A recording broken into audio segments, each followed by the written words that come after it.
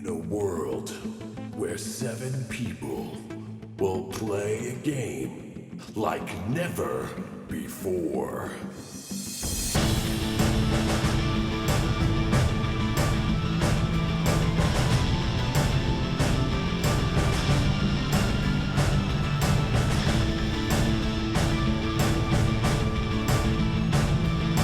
Will they survive?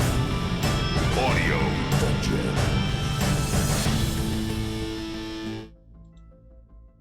Good evening, everybody. What is going on? Welcome to Audio Dungeon. I am Tony Hansen, joined by the rest of the Audio Dungeon crew: Ross Pataro, Dan Isgro, Damian Scro, Brooke Armstrong, Vinny Pro, and Tom Kakoza. I want to say thank you to our sponsors really quickly: Fantasy Grounds, Nord Games, Norse Foundry, Master Monk, and Phoenix Studios. And as always, thank you to the staff: Todd Heaney, Percival Fairweather, Lee House, Justin Sarachik, and Steve Keeley. And guys, how you guys doing this week? Yeah, Pretty good? All right. Awesome. Pretty good. I don't know if you guys are getting nervous, but I've been letting everybody know today, earlier on all of our system, Discord, on Patreon, on Facebook, and in the Facebook group as well, that today is going to be an epic episode. How you guys feeling about that? You worried or you excited? Nervous. Yeah. I'm thoroughly excited to see Rob plummet to his death. He's got feather fall. He's falling like Yeah, a graceful seriously. feather. He's okay for Yeah, now. he's not gonna die like that. He's gonna Not get like that. He's gonna get devoured You know. on impact. So that's okay. It's still one the same. We'll just have I'm to I'm excited. sure he'll die shortly after that. kill Rob and Sparky as zombies. That's all. That's how this ends. Oh. I just want to give a shout out and Big- congratulations to Adam Peterson of Minneapolis, Minnesota. You are the winner of this week's Audio Dungeon Gleam contest. Congratulations, man. Well, congratulations, Adam. Peter. Right. So as always, guys, every week we have the Gleam giveaway. You can join in. The link will be in chat. You can join our Patreon. You can join us on Dungeon Dwellers on Facebook, and you can like, subscribe, and follow us on YouTube, Facebook, and Twitch. Thank you guys for joining. This is gonna be a big episode. We're coming off of a party split, a 3-way party split, which is the first time that the group has really ever been split since we started, except for maybe a small time once with Arky and Thistle, and who knows, maybe one other time. That's about it. So this is definitely gonna be an interesting time. I say let's get right into it, guys. Wait, is there a will or something that our characters can draw up quickly? No. Why? Rob doesn't have If any. you He didn't- just blew up his suit. As an amateur D&D character, I understand that you may not have taken the time to make your will and last testament out. But if you haven't, then anyone can take your loot, of course. Can I say in game? We had a week. Can you We had say a it? week of downtime in the Red City to take care of our affairs. You're right. Come on now. It's my fault. I'm sorry. Okay. Understood. Yeah, no problem. No problem. Let's say hello really quick to the people that are joining us. We appreciate everybody coming and supporting us. Jarrett Woods, what's going on? Todd Heaney, Jason Haynes, Sai Saba, Oni5, Hello. Lauren Hicks, Vin Banani, Zeke Grant, Melissa Banani, James Green, Dina Anchor, Derek Luxton, What up, Wally Waters, Teresa Johnson, Richard Weil, Emily Dell, Michael Greenwell. Richard Wiles was the boost from last week for the battle, or just for that day. The guys, the boosts you got last week are still active for everything, because it was only used partially and for a little bit, so it's still active. T-Ski, what's going on? Martin Lowry, what's going on? Arjuna, what's going on? 550 stars from Scott Weber, what's going on, Scott? Sparky Featherball for the win. Paul Shim, what's going on, Paul? Steven Krause, what's going on, Steven? Hey, Steve. And that's all I'm seeing for now. Yeah, thank you for everybody joining. Guys, let's get right into it. Without further ado, here is today's story. In the Elven Forest, a battle near the tree has commenced. A half-giant, a Red City assassin, a monk, and a wizard floating in the air. and a halfling bear down upon Orcish shaman and their followers as they are caught stealing life from the already dying tree of autumn light. In another part of the world, a gnome tag team explodes their tech creation, an electro suit, in an attempt to destroy the last vessel of the necromancer as his forces of zombies and dark creatures overwhelm the famous Red City. And somewhere in between, both in the heart of the wizard city of Solst, is a dwarf, an orc, and a human bard, trapped on a cell floor with an arrogant and self-proclaimed genius wizard named Raphael. The party is in 3 different spots: the tree, Solst, the wizard city of the Archmage, and the Red City. Today we are going to start with the tree. We're going to go to Thistle, Holgar, Finn, Jacques, and Master Lane the monk. Guys, make your rolls. You are in battle. You are fighting the orcs, and you can all do your attacks now. While you do that, I'm going to talk to Tom. Tom, are you doing anything different with your magic? Right now, you've been propelling your magic into the tree using the Ring of Indaria. You're basically the Captain Planet version of Void Dungeon. And what you've been noticing so far this round is that the tree seems to be covered with this bioluminescent moss that seems to be covering the tree. You get the feeling what you're doing is protecting it. You don't feel like it's healing it though. Okay. Okay, so I will spend another round trying to do that. Do I get any kind of sense of I have a reservoir of power and that's being tapped? You feel like that you're using the power, and you do feel like it's effective, but you do feel like you have more power to use. Okay, that's where I was kind of going with, because I have another goal, so I will spend one more round trying to channel in power to protect the tree. For right now. Okay. Okay. Oni just gave a 1,000 for a reroll. Thank you so much, Rob. Can you put that down? We appreciate that. Thank you. He says it's not coming up in chat. Guys, if it doesn't come up in chat, you don't see it. Always let me or somebody on the staff know, of course. And thank you. Yeah. My mom spent like 3,000. She hasn't seen any of the stars yet. What, today? No, the last game. Do we have it locked down? About it. Do we have it? Rob, do you know if you have that in your tab of all the rerolls? Rob, I think you're muted. Nope, I think No, his Rob. mic cut out. Yeah, Rob, your mic cut out. Okay, so I don't think that he has that marked down because he had mentioned the total. Yeah, no, I'll he's just take it shaking down. his head no. Yeah. Okay. Okay, and Rob will give you some time to work that out. Okay, so yeah, thank you to Brooke's mom. We appreciate that, Miss Davis, Thank you. and thank you to Oni. 50 stars from Scott. We all know the real dramatic story is taking place in a jail cell. Victorious isn't sure if he's going to actually get to finish his next meal before Lump does. Oh, I'm back. We'll Sorry. have to roll for that. Can you guys hear me? Yes, Rob, Yeah. you're back. Okay. Okay, so Tom, you are propelling the light into it, this rainbow magical light from the Ring of Mandaria. And let's see the rolls. Either Votorius or Holgar. You can go first if you want, if you're You ready. mean Thistle? Wait, I was gonna say I'm not there. He means me, Scroll. I'm sorry. I mean Holgar or Thistle. All right, I'm attacking one of the what's it called, the large guys, right? Because all the shaman were dead. Yes, you killed the last of the shamans, so there's brutes. These brutes are standing at 8 feet tall, and they're all like jacked up. I don't remember. Did I kill one of the brutes the last time, or did I No. just start working on them? No, you started attacking one. I just started attacking one. Okay. All right. Yeah. So I don't have any type of sneak attack on these guys, right? No, not as of now. Oh, no, Oh no, wait, you have automatic advantage from your enchantment, I think, if you activated it. Oh, that's right. Well, I have automatic advantage, but does that? Well, that will give me sneak attack. Whenever you have an advantage, you get your sneak attack Oh, yeah. damage. That's true. All right. So, all right. Let me give you I'll give you the sneak attack damage separate because I have that. I have everything done right.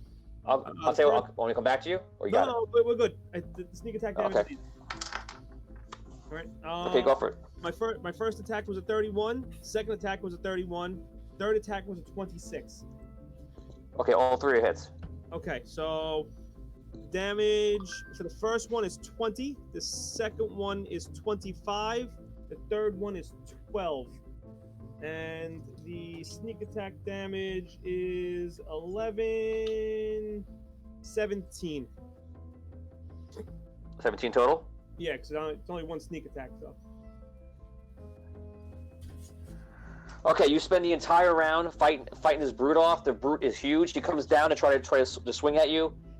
He misses, swings across the sword, tries to hit you. Let me see if that's effective. What's your armor class? 17. Okay, he has one. He hits you once. Hold on, and he does a lot of damage. Oh, I rolled a 1, so he only does 5 damage to you. You got away with that one. So he nips you. You're rolling around him, stabbing him, rolling around, stabbing him. Jump to the back, stab him again.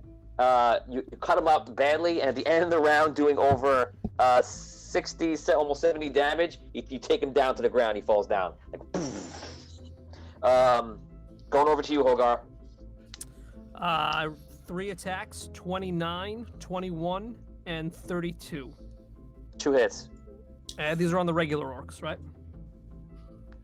You're on the yes. You're on. Oh, I'm sorry. Yeah, you're all those 3 hit. You're on the regular orcs. Okay. So 3 hits are for 16, 17, and 17. Okay, so you're killing each one. Okay, so you're hacking them down. Jacques is attacking them. Jacques takes down 1, 2. Master Lane. Natural 20, Master Lane. 2 natural 20s, Master Lane. Oh! 20. Oh. 20. Master Lane attacks one guy, punches in the face, takes another guy, rips his head off, throws the head at another guy. Awesome. Don't lose your Hold head. this. Okay, so you guys are just tearing apart. I'm gonna say one more round, and you basically wipe out the orcish the population is coming to you, because you guys are taking out about 6-7 orcs around. So that's about 14 orcs out of the 20. The 20's are orcs, and one more round, and that will probably be done. That is it. Let's go another round. Tom, you go first. And what do you want to do? Unless you're gonna do the same thing. First thing I want to do is, last session, the first thing I did was call the creatures of the forest to come and attack these orcs, and I want to get a sense, is that happening? I think last time I described, you hear a noise from the outskirts of like the forest, and you hear like the rumbling of them actually coming. Okay, so if I hear that coming, then I'm gonna continue to try and I want to spend another 2 rounds healing the tree. Okay. Okay. You spend more time healing the tree. Protect. Thistle, you're up. And Holgar, make your rolls if you haven't already. I'm just doing. I gotta figure out my damage. Give me a second. Sorry. Okay, I'm gonna roll for Jacques first. Jacques hits 18, and the other one just a regular hit. He kills 2. He almost kills one automatically. Master Lane does the same thing. No natural 20s, but he has 1 hit in the group. Takes another guys down. There's 3 guys down. Holgar, you got rolls? Yeah, I got 37, 35, and 32. Those are all hits. And for everybody who doesn't realize, we're fighting in the elven realm. This is the tree at the very on the overworld. Right in the normal world. Last time we've seen the tree in the dark, which is underneath, and we've seen the very, very bottom of the tree, the roots in the core. They are in the elven realm, fighting off the orcs that have been siphoning off the light from the tree when they got there. Tom activated his ring of Indaria and found like a Captain Indaria mode, and helped along with the enchantment bonus given by Evan, which we appreciate. And everyone else still has some other enchantments they've been given, and they are rocking them right now to do tremendous orcish punishment. I was just gonna say the reason I'm beefed up so much is because of all of Evan's enchantments from last week. So thanks again, Evan. So I got 3 hits, 16, 15, 15 damage. 16, 15. Okay, these are all kills. Okay, you wipe out the 3 more orcs and Thistle. All right. So 33, 31, 34. Obviously hit 3 hits, right? All hits. Yep. All right. So 24. So Vin's fighting a brute. So everybody knows he's fighting one of the the orcs that are being souped up from the light being siphoned out by the shaman and inserted into the orcs. This is one of those he's fighting. How much damage? 24, 11, and 13. Still up. Okay, you hit him a couple of times. You slash him across. He's bleeding out. This brute looks like he doesn't even care about it, and he's going after you. He makes 2 attacks on you. Natural 20, another one. Great. Yeah, I'm rolling natural 20s. Crazy today. And this one is for 18 damage.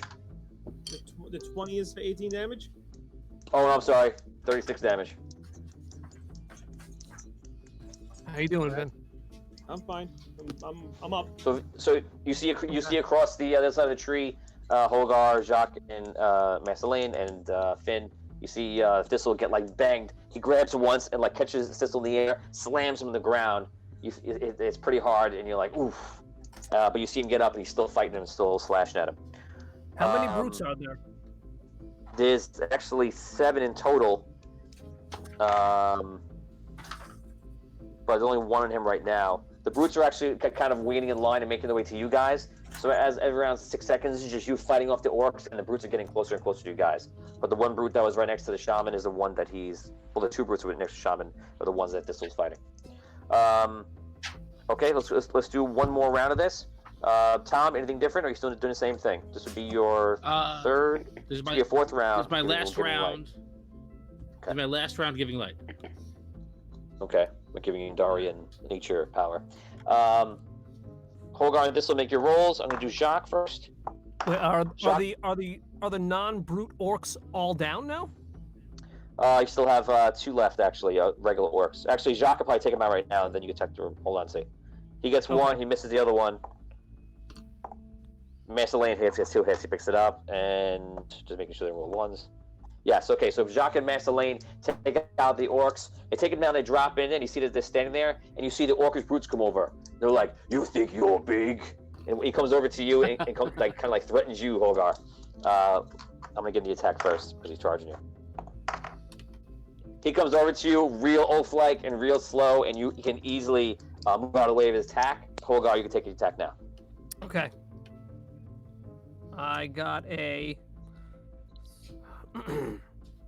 24. I'm sorry, 26. 26 a hit. Natural quarren 20.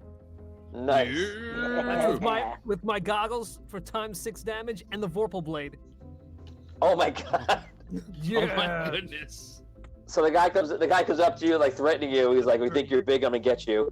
And then you just take your sword and go and slice his head off in like 1 second, and he just falls down to the ground. Actually, to be fair, roll the D10 to see what you chop. All right, here we go. Do you have the chart in front of you? I don't.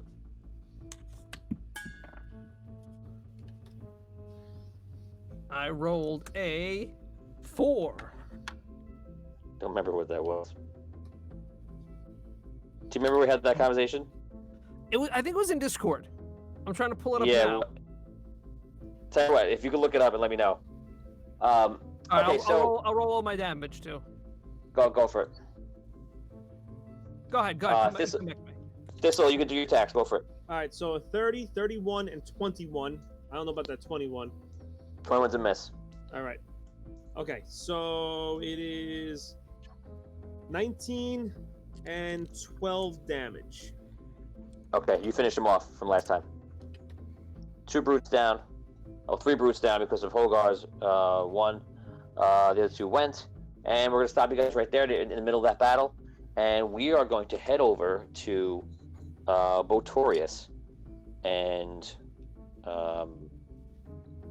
Lump and maybe Abyssia. Maybe. Maybe Abyssia. Okay, guys, so you guys are in the jail cell. Abyssia, you just went on this crazy journey that everyone has been talking about the entire week, where you astral projected yourself, you went ethereal, and you went up above the clouds. You went through the storm clouds, which made you feel kind of odd, and then you went all the way to the top, and while very high up in the sky, you saw these like floating pieces of land, and on top of them, you saw those grass and trees, all different things, and you saw these creatures, and they look like elves with like blonde hair, and they have wings. It looked very much like an angelic sort of creature. And you spoke to one of them, and you saw a woman was kind of like trying to understand you. She said something in a language you don't understand, and I believe you asked for help. Is that correct? Yes, I pointed down to the planet of Andaria, and I said that we need help. Why is she pointing to her chest? She sees we're farming. No, okay. She wants a carrot. No. Oh, here you go, ghost. Have my carrot. Ghost. Ghosts don't get hungry. What is she doing? She doesn't Funny know ghost. she's dead. 30 years later, one time I saw a funny ghost. It was amazing. So you, after that, the magic stopped, and you were pulled back down to your body, Yes. and you're basically coming out of it. It's kind of hard to come out. Now, Botorius, in the meantime, she's been gone for a while. She's been gone for about an hour, and in the meantime, Lump has been wrestling you with taking your food. You've basically been giving it to him, Botorius? Yeah, mostly. Okay. So you try to sneak in a few for yourself. Right. Yeah, I grab a couple bites at least. Okay. So you get a couple bites in there for you keeping your strength up. Okay. So now, the Lump last week called the guards, and you see that the guard comes in. The wizard sees that Abyssi is on the floor, doesn't know what's happening. Obviously, being very knowledgeable of magic, thinks that she's doing something, kind of recognizes it. He runs off. Okay. A few minutes pass, and Abyssi is still gone right now. She's still like out of her body. Okay, I was just gonna ask. Okay. Yeah. So the wizard has just left, as I mentioned last episode, and after I called the guards, and down another set of stairs comes three wizards, where one is holding in the air with magic a zombie, a dark creature, one of these dark creatures from the necromancer. Oh, He's basically just have this, and he's Leviosaing it. Leviosa. Leviosa. Leviosa. Flick. They open the cell and throw the zombie in using the magic and immediately lock it. Filthy creatures, one of the wizard says. He takes a look at you guys and then makes their way back upstairs. In that cell now is that creature running around and just going crazy. Right away, the zombie immediately stands up, starts clawing at the cage. You can't break through, can't do anything, and begins clawing in the direction of Raphael, like viciously. Raphael remains very calm and looks to be studying the creature, kind of like looking at it. Lump gets up and starts looking at it, and he goes, Is this a friend of yours? he goes, "It don't like you, wizard." And Raphael goes, "Actually, I believe it likes me a lot. You see, these creatures are like victims of necromancy and are drawn to the one thing that has been taken from them, light. And so, since of all the experimentation they did with me with the crystals, I think they're just attracted to that. So yeah." And Lump goes, They people?" And Raphael goes, "Yes, my friend, they are actually were people, I guess you could say." He goes, "Now bad people." He sits down and Lumps keeps looking at him. Botorius, you do anything? No, I'm just observing Raphael and listening to what he's saying at the moment. Okay, Raphael just seems to be looking at them. He only does a small exchange with Lump, and seems to be kind of just figuring out, just kind of getting a close look. Did the guards that brought him in, did they leave right away, or did they? They were very much in, drop him off, give you a dirty look, and leave. All right. So yeah, I'm not no actions at the moment. Okay, no action. So Abyssi is still gone. This is during that time, and now we are gonna fly over. Well, Abyssi actually we'll go ahead a little bit actually. Abyssi, you come down and you come back to your body, and you see you're coming back, and you see that the energy of the necromancer, you feel it, and you can see it on you because of your sight. And Botorius, you see that she's actually having trouble, almost like awakening from her body and like freaking out. Abyssi, you can like talk to Botorius, but you're very much not in your right mind right now. Go ahead. Yeah, I try to see if she's okay. Are my eyes open? Or... Wake up! Your eyes are open, but you feel like you're half tapped into the necromancer through going through the cloud, which really is like an essence of the necromancer. That all that light, that purple light, the storm, is the necromancer in a sense. It's an extension of him. Okay. It's exactly how the ancients work. The ancients in the air, their light is everywhere throughout Indaria, and they're connected in a way to everything. So you zap through that thing twice in a sense. So you feel like it's almost like you're caught half in the dream or half in the nightmare, and then half in that cell. So like you real can role life. play with Pretorius. Like real life, half nightmare. Yes. Okay. Yes. Okay. Right. Living with Mike Armstrong, half in La-di-da land and half in real life. Lollipops and rainbows and gremlins. La-di-da, Brooke. Okay. Oh, Brooke. Hi. Abyssia, wake up! Come on, we gotta get you on your feet. We're gonna have company soon. The guards are coming back. I don't know if I could do it, Botorius. I don't know if I have the strength. Well, we're gonna have to figure out something. I was getting ready to do I don't know, like pretend that you were alive a second ago.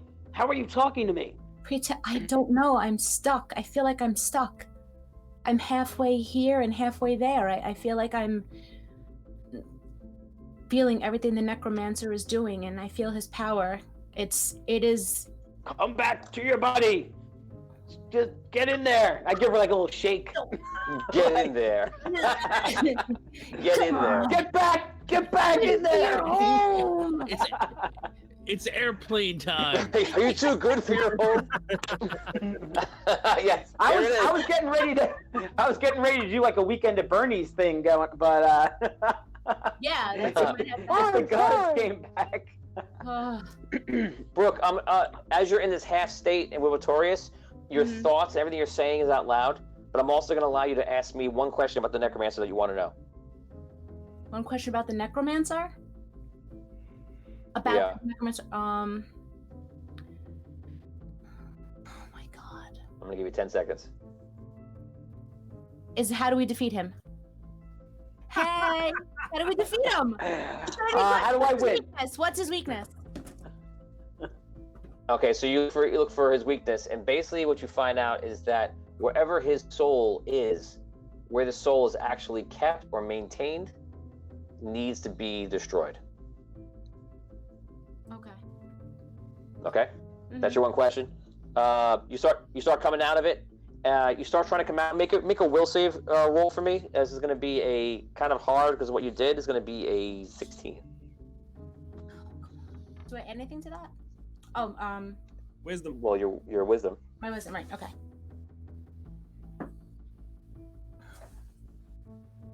5.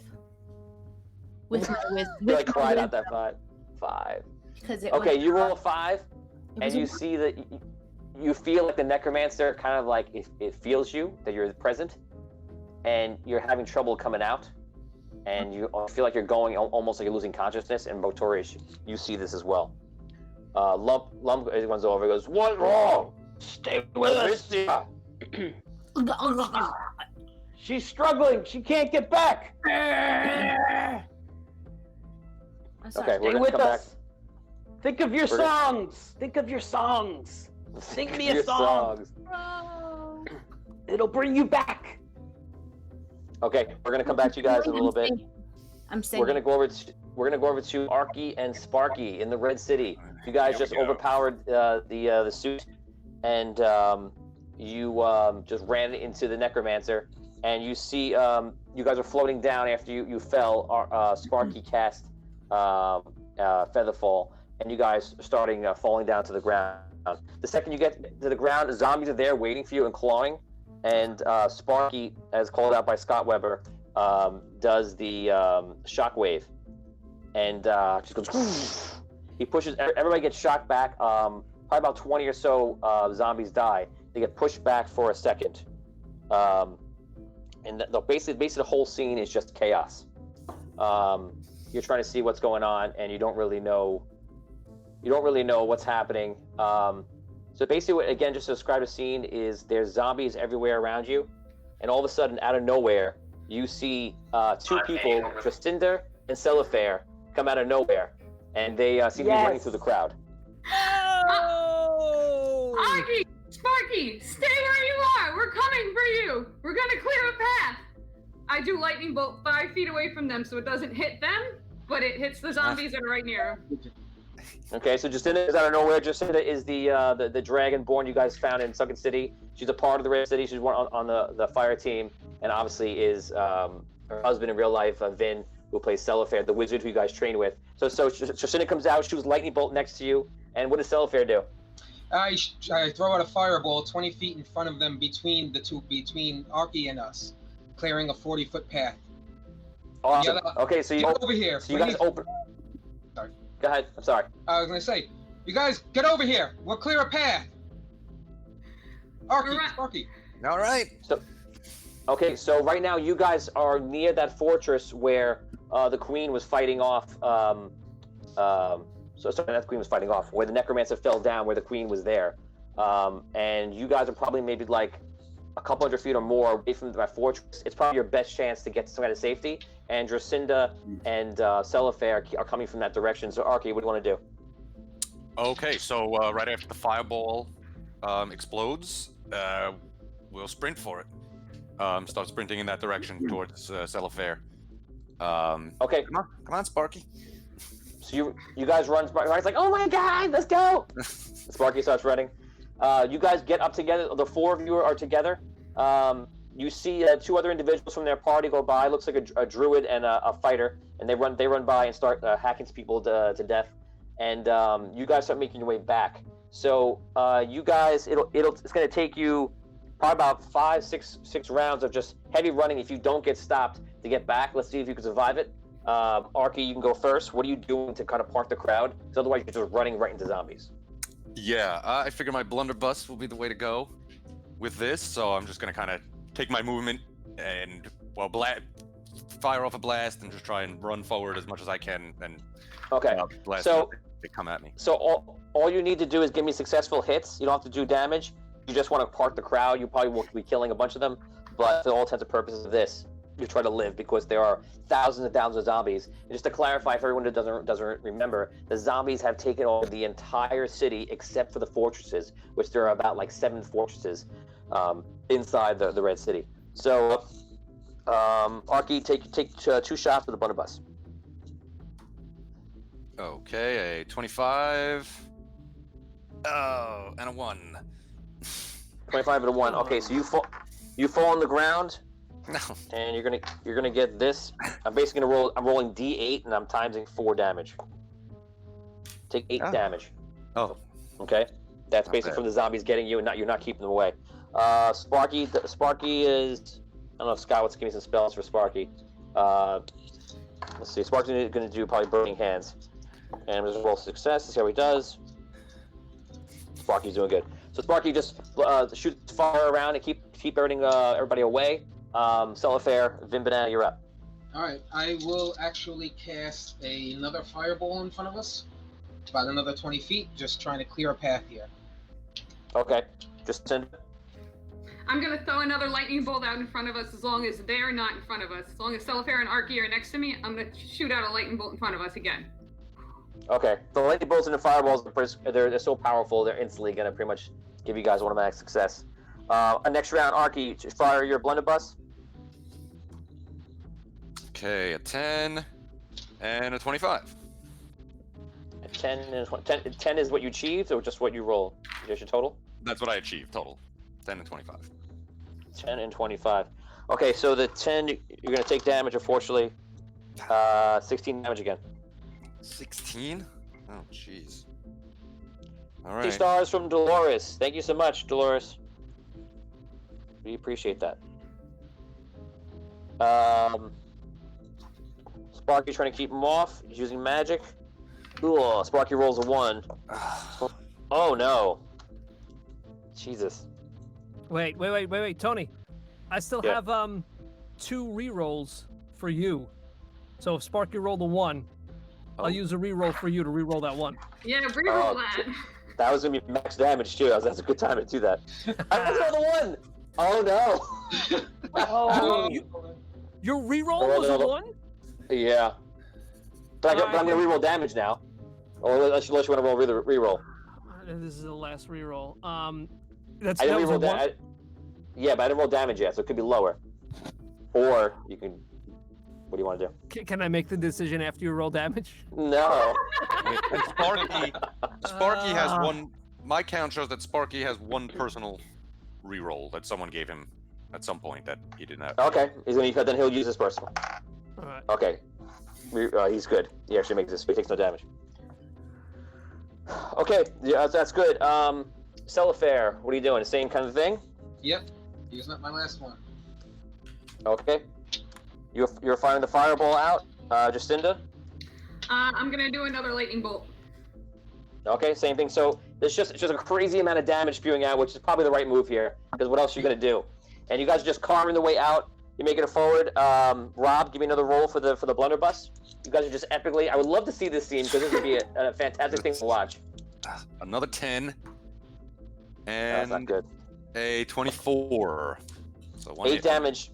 Okay, 8 damage. Not that bad. Oh jeez.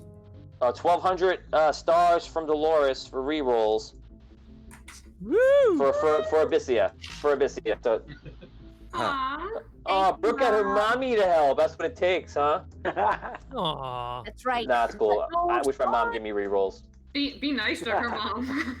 That's right. I know. I'm so sorry, Dolores. Don't murder me. Again. My mom doesn't comment every week on the show, so I can't complain. Yeah, I'm not getting my mom anything for Mother's Day. She didn't get me any rerolls. Where were you when I needed rerolls, Mom? Give me some rerolls, Mom. Then maybe I'll buy you brunch on Mother's Day. Oh man. There's what I look like next week after I make fun of Dolores. Awesome. Nice. That's amazing. Mama. Okay, so Sparky goes again. Natural 20. I got 20s like crazy today. Yes. And a 4. 8, 16, 24. Sparky takes 32 damage. Scott, put into text how many hit points that you have, Scott, is?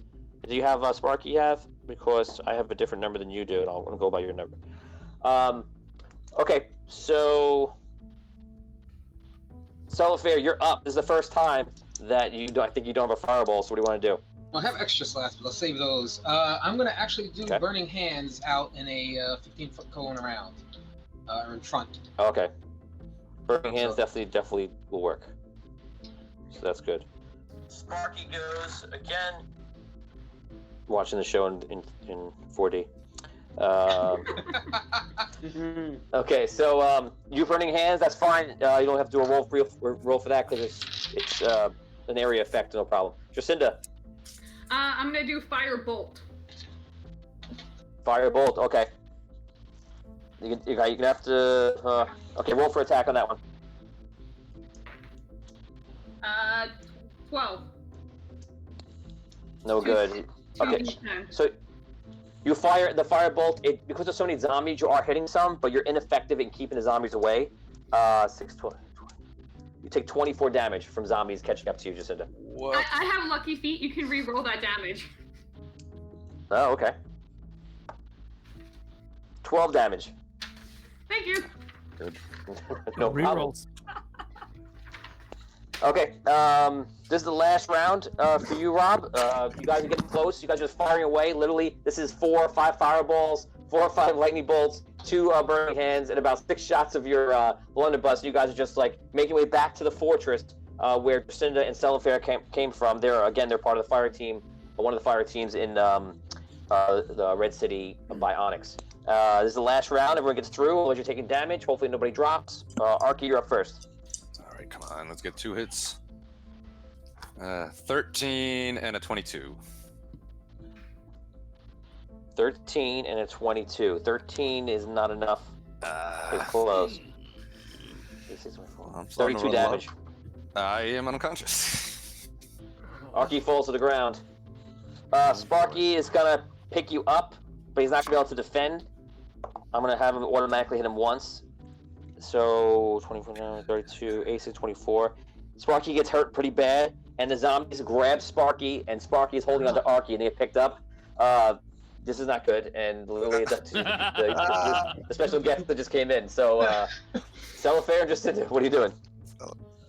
All right, I can only do this on one of them, but I don't know what the situation is because he's holding Arky. I'm going to cast Odaluk's Resilient Sphere on Arky, since he's actually down. So Odaluk's Resilient Sphere is... I have it open. There it is, Resilient Sphere. A sphere of shimmering force encloses a creature or object of large size or smaller within range. Nothing, not physical objects, energy, or other spell effects can pass through the barrier in or out, though a creature in the sphere can breathe there. He's immune to all damage, and a creature or object inside can't be damaged by effects or attacks originating from outside. It blocks physical, right? Yes. You said? Physical okay. and yeah. So I'll allow to that because he's grabbing them so tightly, you cast it on them, and they're in a bubble. You see the zombies are trying to get in, they're clawing, and they don't seem to be getting you. So that was probably a really good move. Jacinda, what are you doing? Too, so you know, is that the sphere can be moved. The sphere can be moved, so... So maybe you yelled it out to Jacinda, I imagine? Yep. Alright, Jacinda! No, sorry. Go ahead. Jacinda, the sphere can be moved. Roll it. Push it forward with the spells. Okay, I am rolling the spear with one hand and shooting another lightning bolt with the other. Okay, so I suppose it's like lightweight. So you come over and push it, you shoot lightning bolt at the guys that are doing it, and then you push the thing forward. I'm not going to allow you guys to be inside the thing just yet because you're partially overwhelmed. Jacinda, give me a dex check, and Celifair, Vin, give me a dex check also of 15. If you guys don't make this, you're gonna take some hits. Okay. How many rerolls you got? I actually had a reroll from last time, and I still had the lucky feat if I want to use it. Okay. I'm actually doing the same thing because I have the lucky feat, and also I rolled a 1. Oh my god! I just rolled a freaking 10. I failed, but at least it's not a 1. Oh. Okay.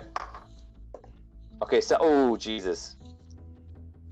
Oh no. Celifair, you take 38 damage. As you cast a spell to put him in his shield, the zombies overwhelm you. You're literally at the point if you're trying to fend them off. Jacinda, how'd you do? I rolled a 10 on the second roll. Okay, so let's roll for the one. Oh my So, god. okay, less damage, but you take 12 damage. Oni says there's a lion's healing totem they're reminding. Do you have that, Rob? Does that apply to us? It applies to everybody. It would apply to everybody. I do have it noted from. Yeah, I have it. Lion's Healing and Dwarven King. Those are both still active? But no, Dwarven King's for the other group. Dwarven King would be gone by now. Oh. If that's a champion like that, but the I think healing that is one still was available. done. Until we use healing, we have it. Yes. So yes, So I still have one unused. they're line. reminding you any player right now wants to invoke it, you can just invoke it. I'll give you a couple seconds to think about it. 3 seconds. Well, Go what ahead. does it do again? Can I invoke it even though I'm unconscious? Yes. Yeah, you can. Invoke. That was Okay. So Rob, Evoke. roll a 4d8, Rob. 48. 15 hit points back. Okay, everyone gains 15. That helps Sparky out a bit. Us too, or no? Everybody. Nice. Doesn't matter where you are. Okay, Sparky's at least doing better. Yeah, Celifair and Jacinda, you guys gain that as well. And Thanks for reminding us of that, guys. Yeah. yeah, No, everyone I'm watch just- it. They appreciate that.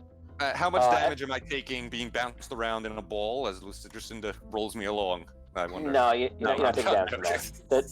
Maybe you want to throw up a little bit. Rob? Let's see what's going on in the chat right now. Stop giving him ideas. Oh wow. Okay, and so Don't Evan, attack thank from you. inside. Sorry.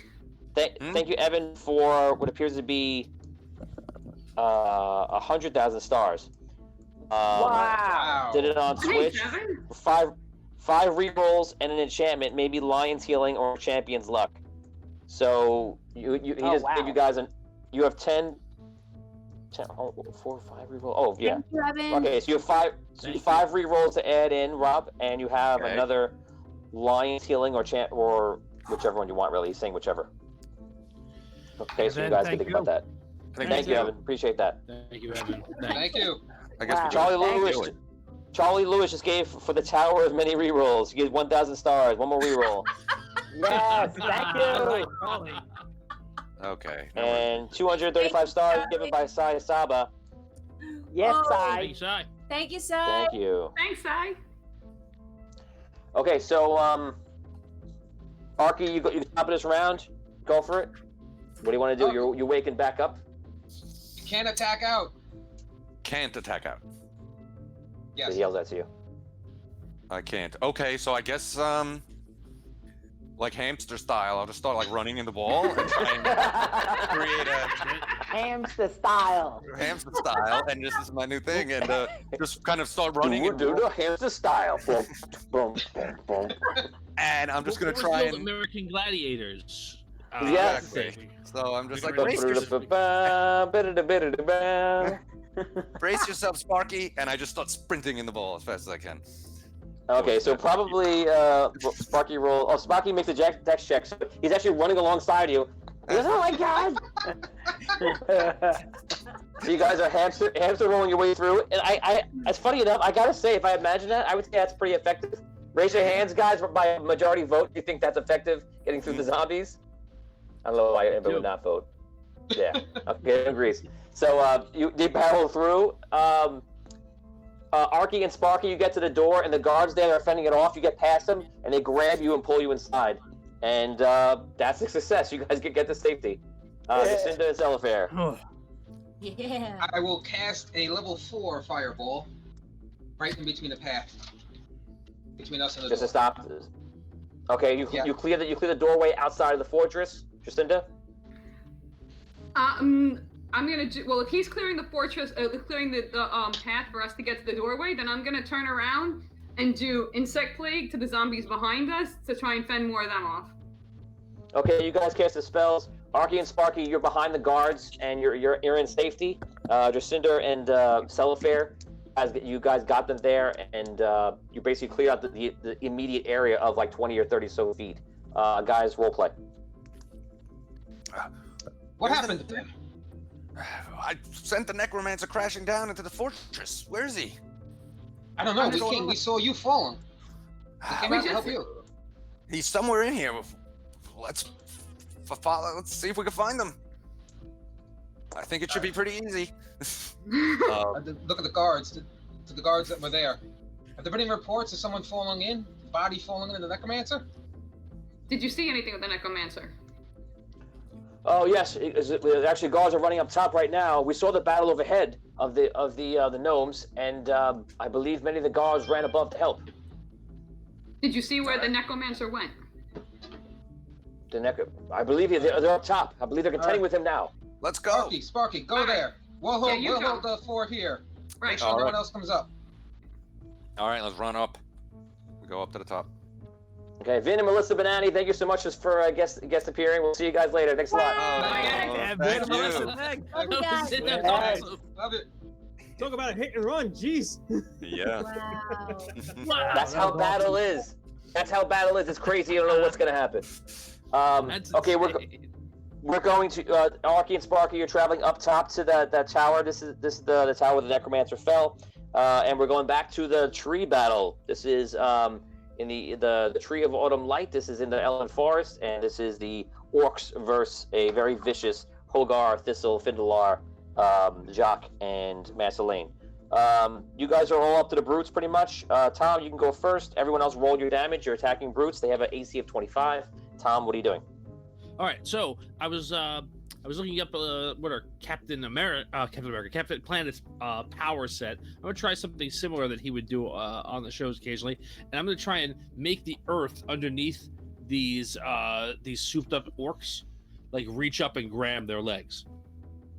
Nice. Okay, so on this turn, you see out of and this kind of scares you for a second, Holgar. You hear all these roaring and stuff behind you, and out of the woods, you see a few bears and wolves and even like little bird. And they all come in. And the eyes. I'll take the eye. They all run in and they attack the orcs past you. The bear kind of like pushes you to the side and like grabs the orcs. And then at the same time, Tom, you cast the spell. Give me a intelligence check. The higher you roll, the more impactful we'll make this. 15. Roll very low, it'll do very little. 15, that's fine. Okay, so the things come up and grab the orcs. At the same time, the wolves come over and just bite into them, and the bears pretty much rip them up and rip their arms off. Yeah, bears. It's pretty bad. Thistle and Hogar, you can roll with advantage if you need to. So now, just to be clear, the last round that we did was that's not the current round. That was last round, correct? Yes. Okay. So how many super orcs do we have in front of us now? 3 orcs are dead. There are 4, but they're all either captured, being grabbed, or being mauled by your favorite beast animal. All right, Think of an animal that's mauling them right now. That's what's happening. And pretty much all the animals of the woodlands are Care Bear staring into these guys, these orcs. All right, I have a 30,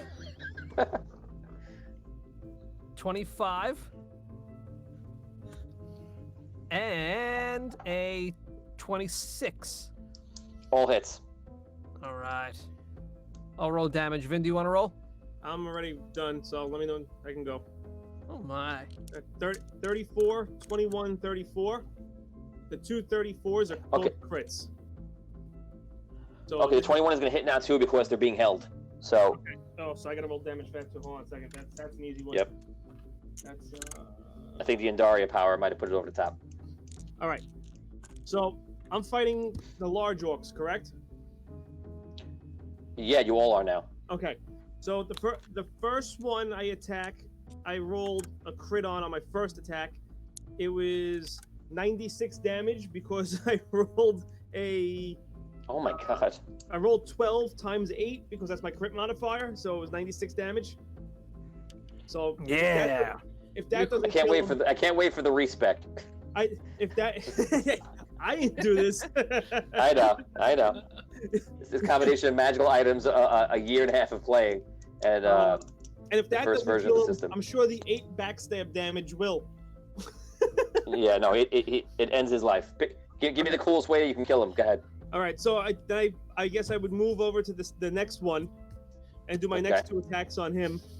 So the second attack does 9 damage, and then the third attack, which was also a critical, for 13 times 10 damage for 130. Oh my god. Okay. So you rip out his heart, show it to him, put it back in his chest, slap him in the face, and he falls to the ground. This is what your heart looks like. Okay, I'm gonna put it back. He stole Master Lane's move. Yeah. He must have saw it from across the battle. Okay, good job. And Holar, you go. 3 hits for 16, 17, and 12 damage. And I'm going to concentrate those hits on one orc, and then as he drops, I'll move the damage to the next orc if possible. Okay. They're not dead from that one, but as you're doing that, basically there's so a few orcs left. These big brutes are left, which normally would be very tough. But all the creatures from the Andarian spell are just mauling to death. And Jacques comes over and is like, yeah, you're dead. And he just like kills one guy. And Master Lane jumps the other guy. And Tom, give me the way that you want Master Lane to kill his other orc. I want Master Lane to reach through his throat and rip out his spine. Yeah. Wow. So he goes, let me show you how we do things where I'm from. And he reaches down the guy's throat and pulls out the spine. In the name of the keeper. Oh my god. Then he puts marshmallows on it and roasts it. Jacques goes over to your guard. He goes, holy shit, man. That's crazy. I didn't think he could do that. Places I do not want to go and have problems with are light. Never going there. Monks are crazy. Dear diary. Yeah, I know. I'm glad he's our friend. Okay, so the battle ends. Yeah, deep thoughts. Oh my God! Let's have another show with deep thoughts with Jacques Beaumont. Oh man, yes. Today I fight alongside crazy guy. He ripped someone's spine out, and it made me feel like I don't know what is going on. Deep thoughts with Jacques Handy. Okay, so Oni goes fatality. That's pretty much exactly what that was. Nice. Martin Laurie goes, squirrels are in there looking for nuts.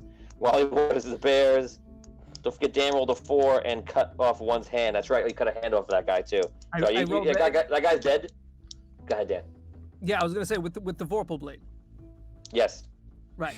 So yeah, everyone is just dead. You guys are standing there. The tree is again filled with all this bioluminescent like moss everywhere.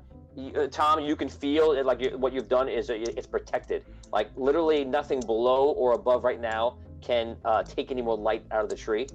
So the tree is, you didn't give it any more light, but you protected it and you stopped it. So you actually did something that was very, very, very cool.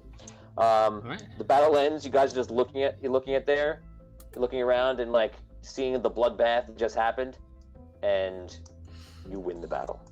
We're gonna go over to Botorius and Abyssia.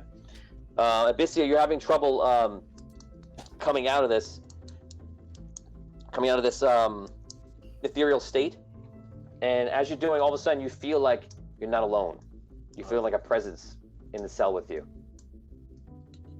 You can role play. Lump is just freaking out, not knowing what to do. Botorius is right over you, trying to help you, and Abyssia, you're on the floor. I can speak to them. They can hear me. Yeah, you can, but you're also. We're gonna make another roll by the end of this, and if it's gonna get worse and worse, till eventually Necromancer will take you, control you, and then kill you. Okay, so it's gonna get worse. Okay, great. Everything gets worse before it gets better, guys. So. Sure. I'm hopeful. Okay. Botorius. Yes. Someone's here with us. Lump, do you guys see anybody? What do you mean here? I What are you can't. talking about? I don't. In the Like, cell. in the cell? In the cell. Do you see anyone? Okay. I look around. You don't see anybody. It kind of just seems like she's crazy. Like she's having a Oh problem. my god. What are you talking about? You gotta get back on your feet. The guards are gonna be coming back any minute. Brooke, will save. It's gonna be a 20 now. Oof. I don't add anything to it?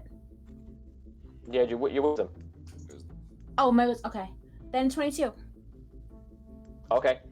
So you seem to start fighting the control of the necromancer off, and you feel like you're coming out of it. Okay. And all of a sudden, you feel someone's hand is on you. Great. And you see all of a sudden leaning over you is this blonde-haired elvish angel. And she looks at you, and she looks at Botorius, and she seems to be like observing you. It's the same one that you contacted, and she keeps her hand on you. And all of a sudden, you see the necromancer's light is removed from you. And there's a question now that's almost like posed in your mind: do you want the amethyst in your eyes to be removed, or no? 3 seconds. No. Okay. She heals you, and she speaks a language you can't understand, but she kind of just like puts her hand on your head and kind of like rubs your head for a second, and she smiles at you. Thank you. Botorius, I don't what do see you do? any of that, right? Do I see any of No, that? you see it. You see it. Yeah, Oh, you see I the whole do. thing. Yeah. What? Would you brought a ghost back with you? I told you someone was here. Who is this? Tony, does she leave What's before going I on? speak to her? She doesn't leave yet, but you get the feeling you can feel that she's gonna leave. She's gonna go in any second. So you guys have one round to do something. Lump, are you seeing this? Calm down. I ask her if she can. I ask her who she is. Who are you? You ask her name, who she is. She doesn't really understand you. Or she seems like she just looks at you. So I look at I touch my chest. Ask her to get us out of here. She doesn't. What? She doesn't understanding me. I put my hand on my chest and I say Abyssia, and then I go to motion my hand to her chest, and can she tell me her name? If I suppose she understands you. She doesn't answer, but she smiles. Okay. I grab the bars of the cell and make it look like I'm trying to get out, and try to let her see that I'm. She looks at you. She laughs, and then she leaves. No. Oh, that was helpful. Abyssia, are you okay? I feel fine. That was crazy. You may need to get on your feet soon, if the guards show up again. Okay, I get on my feet, hands up. Am I restored? Okay. Totally, like fully, or? Oh, you're healed. You're healed fully. Yes. Okay. Awesome. You also feel almost like empowered by something that she did. You feel blessed. You feel something extra. A little zhuzh. That's it. You see a little zhuzh. Yes, exactly. I was going to say zhuzh, and then I didn't say zhuzh. So, you see you see a wizard come around the corner. Okay. Right after this, and you guys are all like in looking up at the ceiling, and then he comes in, and he looks up too, and we're gonna stop this timeline right there, right now. We're going back to Arky and Sparky. Arky and Sparky. So I would imagine that you guys are running up. Yep. Okay. You guys run up the stairs. You basically run to the top. And there, you like open the door, you fling it open. I wish we were in the studio right now, because I need crazy music around me. But you open the door and you see the queen, whose Tales of Conda was on the show before. The queen is just there, and she's standing there, like getting ready to like face the necromancer, who seems to be completely mangled and half destroyed from his fall. But he's getting up, and you see him like shaking his hands, getting ready to cast a spell. And all of a sudden, you see Two Mage like appears in, and getting ready to cast a spell. And you see Onyx like lightning's in, like lands on the ground next to him. And it looks like a battle's about to take place. Do you and Sparky say anything? Yeah. Your Majesty. Yeah, I say. What's up, guys? Your Majesty, we're here to help. And I just pull out my rifle and take a shot at the necromancer. Okay. So you see him about to fight. You I guess turn to Sparky. Sparky starts thinking about a spell, starts charging up his lightning, and you take out your which rifle or blunderbuss? Rifle. I figure I'll kind of stay back a little bit. If they're all gonna start like launching spells at this guy, I'll kind of stay back. Okay. You take out the rifle and you aim it at Necromancer and you fire. You can go first. Oh, geez, a natural one. I'm using a reroll. We just got a bunch. Come on. Okay, new die. Okay, attack number 1. A 9.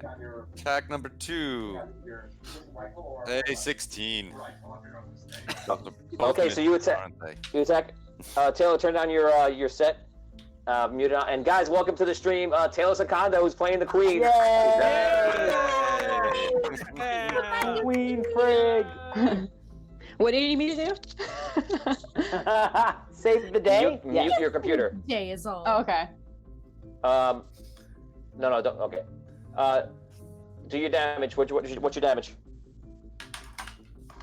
Okay, I got 1 hit. Yeah. Ooh. All right, 6 damage. Okay, you fire. It skims the necromancer. See him grab it. As you do it, it kind of sets off the entire group. And Taylor, you go. Cyrus Maynard, you have brought the wrath of hell onto Andoria. It is time that I, Erdefield Riga, Queen of the Red City and protector of this realm, returned the favor. In the name of the Red Knight and the Elven Lord, I banish you from this world! Take Terror's nuclear fire! And I shoot this really powerful 9th level fireball at him.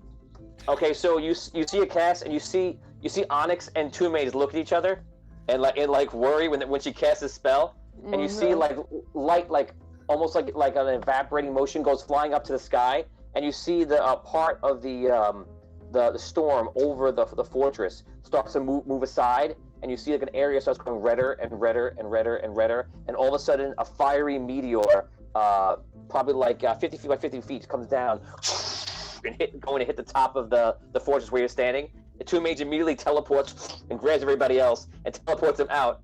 And you see the meteor comes down, and she's just standing there glowing red and in fire. The meteor comes down and goes boom, explodes the whole top of the fortress, and you see everyone, including the necromancer, goes flying to the ground and everything else.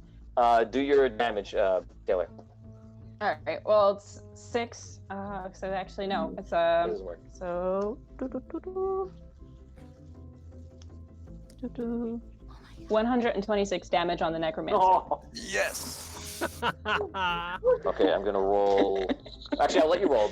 You rolled 126. I'm gonna let you roll 2 death saves for this vessel of the necromancer. If you roll a 1, it's an automatic kill on him. Oh my god. It's an 11. Let me see. Two So, make the joke, anybody? And a 7. Okay. Anybody want to re-roll or no? I do have 2 re-rolls. Please re-roll. So I will re-roll. You can use up to 2 if you want. The odds are not in your favor, obviously, but. All right, I'm just gonna use the 1 re-roll. 12. No. Okay. Okay, so the necromancer goes flying into the air. He catches himself in the air and starts flying again. And you see Two Mage rushes back to your side up there. Two Mage actually grabs you, Arky and Sparky, and brings you guys back to the top. You're standing on top of this fortress where the whole top of it has been smashed in. And you're up on top there. And Two Mage brings you back. He goes, "Be careful." And he kind of teleports down. Sorry, teleports over to where the necromancer is flying in the air, and Two Mage teleports like a bone spear in his hand and like launched it towards the necromancer. And it's critical, 19. Launch it, it goes through, and you see it break some of the ribs of the necromancer. Like they splatter off to the side.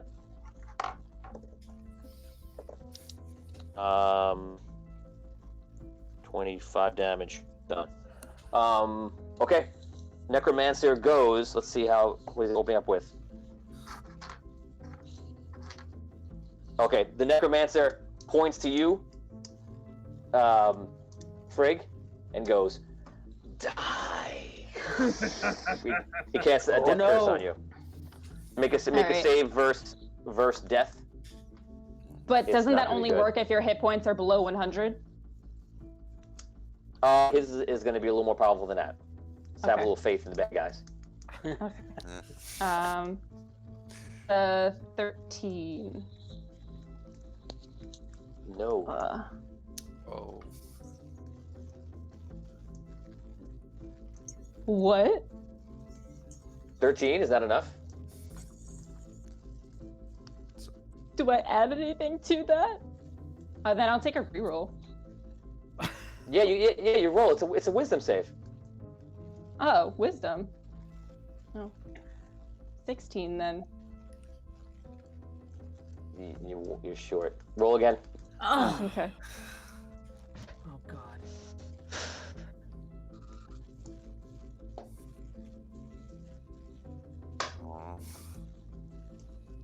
It's worse. It's way worse. That was a 9. Totem What is reroll. he- Can she what get about a totem can she get a reroll? totem Yeah. reroll? Yeah. Yes, you can. We got 7. What is it? Is that save? Let's just confirm something. Is that save will save or is that save Constitution? I think it's will, right? It actually makes it worse if it's a Constitution save for her. I think Constitution is low. It does. Your robes don't have any protection for death saves or anything like that. Anything dark magic? With the robe of the timeless, I don't believe we found that out. I get an advantage on saves versus spells. That's what I have. Okay, so that's a big thing. So that means you get to roll again for the first time, and you get to roll again for the second time. So go ahead. Okay. This is why I always check before I see someone's about to die, because you never know. A 19. That was a There you 19 go. on the one advantage. Okay. There you go. That was close. Oh my man. god. I was about to feel so bad, especially coming on as a. Oh man. Okay. So you feel your soul. You feel your soul almost leave your body, and then does not. You see Onyx come out. You see Onyx put his hand up and shoots a lot of fire, like a jet stream, at the necromancer. And it's good. 42 damage. Hits him pretty hard. Arky. Oh, Sparky's gonna go. Come on, Sparky. Sparky goes. She shoots lightning over to him, Palpatine style. But in a good way. But in a happy Palpatine style. Also, the rogue does enhance the abilities around me, but we never figured out exactly what that enhancement was. So I don't know if you want to put that out there, being that fact that they're. Yeah, I mean, as of right now, we wouldn't be able to do that. Okay, so he does 28 damage. We're still going on. Let's check the stream, see if any ideas come in, what's going on. I think everyone is just watching, freaking out. John Nunez and Paul Novak, what's going on, guys? Welcome. Hey. Tim Shank says, finish him. Finish him. Brooke Armstrong says, holy shnikes. Okay, guys. So, if you're watching, this is a boss battle with this physical form of a necromancer that's been plaguing the quest for a very long time, since the beginning of season 2, and hopefully this is maybe it's going to be the end of his whole character. But this is only his last physical form. You need to wipe out his soul, as you know. Arky, you can go. All right. Clearly the weakest one of this group now, but I'm going to keep shooting. All right, here we go. 25 and a 16. So that's 2 hits. 25 hits. 25 hits. Yeah. 1 hit. Okay. 4 damage. So 4 damage. I'm contributing too. It's 4 damage in the right direction.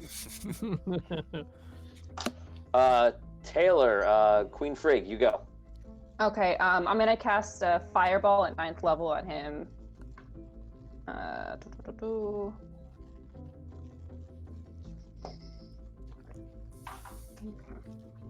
Dolores Davis says, I love the Queen. Thanks. Yeah, she does. Okay, so. Scott Walter says, quote, I wasn't even supposed to be here today. Quote, Queen. I wasn't. Great clerk reference. Where'd my book go? Here it is. There we go. Okay. Everybody's wondering where Hogar's dog is right now. Where your wolf is. Yeah, I was gonna ask. I saw people asking, is he attacking with the rest of the animals? Can he get over there from Alabaster's Hope? From Alabaster's Hope? Oh, Yeah. the tower. No, you're halfway across the world right now. Is he trying to get there? Do you want to set him on the mission? I will if you want to, but that's like telling your dog to run from Florida to New York. All right, we can leave him where he is then. He's in the same I'll set him on the mission. We're gonna need to do a whole quest just to see what happens to him on his way over. He's gonna be friends a squirrel and a bunny. Wouldn't he have to run through all the More zombies to friends. get there? Yeah. Squirrel. You can do it. This one is Fearny. Homeward Bound 3. That's exactly what it is. Tree of Light Bound. It's like a Hallmark movie where like you're waiting for that one thing in the end where he's reunited with Holgar in the very last scene, in the very last second, then the credits roll in rapid fire. She was a businesswoman, and he is back to his hometown after his job went belly under. Now they may get together. Homeward Bound, Audio Dungeon.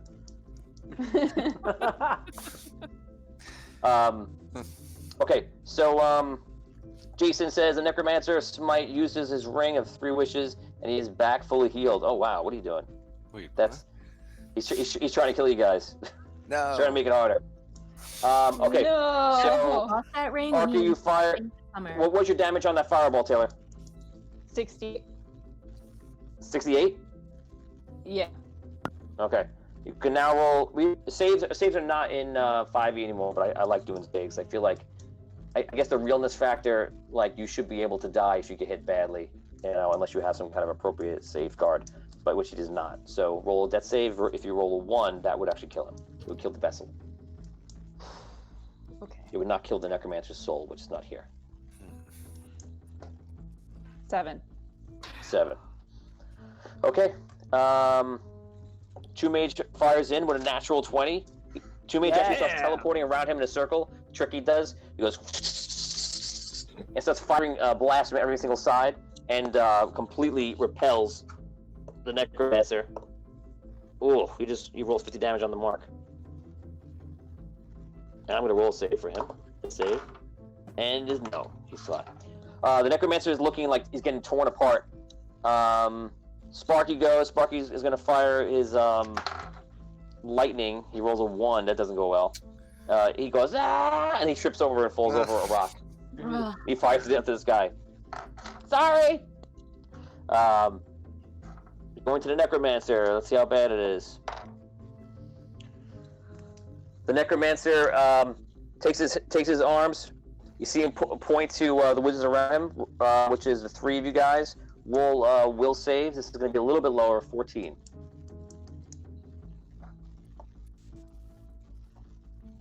Two mages actually. Oh, two mages. No, you made it before. Onyx makes it. 16. Taylor? I made it. Okay, you're fine. I made it. You feel an effect hit you guys. It's almost like you start moving slower for a second, and then it doesn't take hold. Taylor, we're gonna do one more round for you guys. Taylor, go for it. Okay. I'm going to cast Disintegrate on him. Okay.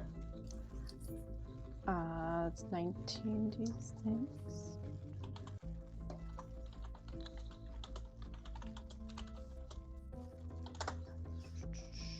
Oh, Jesus. I need a calculator. What's 19 times 4, guys? 76. Damn. 76 Yes. trombones. Plus 40. 116. 116 damage. 116 damage. Yeah. He gets a dex save. He fails. A disintegrated creature and everything is wearing and carrying except magical items are reduced to a pile of fine gray dust. Creature targeted with a spell must make a dexterity or fail save. The target takes 10d6 plus 40 damage. The target is disintegrated if the damage leaves it with 0 hit points. Okay, so how much damage are you doing? 116, and I cast it at level Holy. 9, which is why it's so much. Okay. Well, it's exactly what I just read. You the cast disintegrate, and you see him stop, and all of a sudden all his bones, and he goes, when he Thanos is out. Woo! Nice. Yes. And that is the end of the necromancer. Oh god. That's how a queen gets it done. That is definitely. Long live the queen. You see the vessel dies. Now that you know this is the last vessel of the necromancer, but like as I mentioned to you a few times today and in the past, it's not where his soul is held. You see the dust fall. You see a light from his vessel come out and go into the air, and all of a sudden you see like his face appear in the sky. And as you know, the sky is purple. There's clouds and there's storms and everything.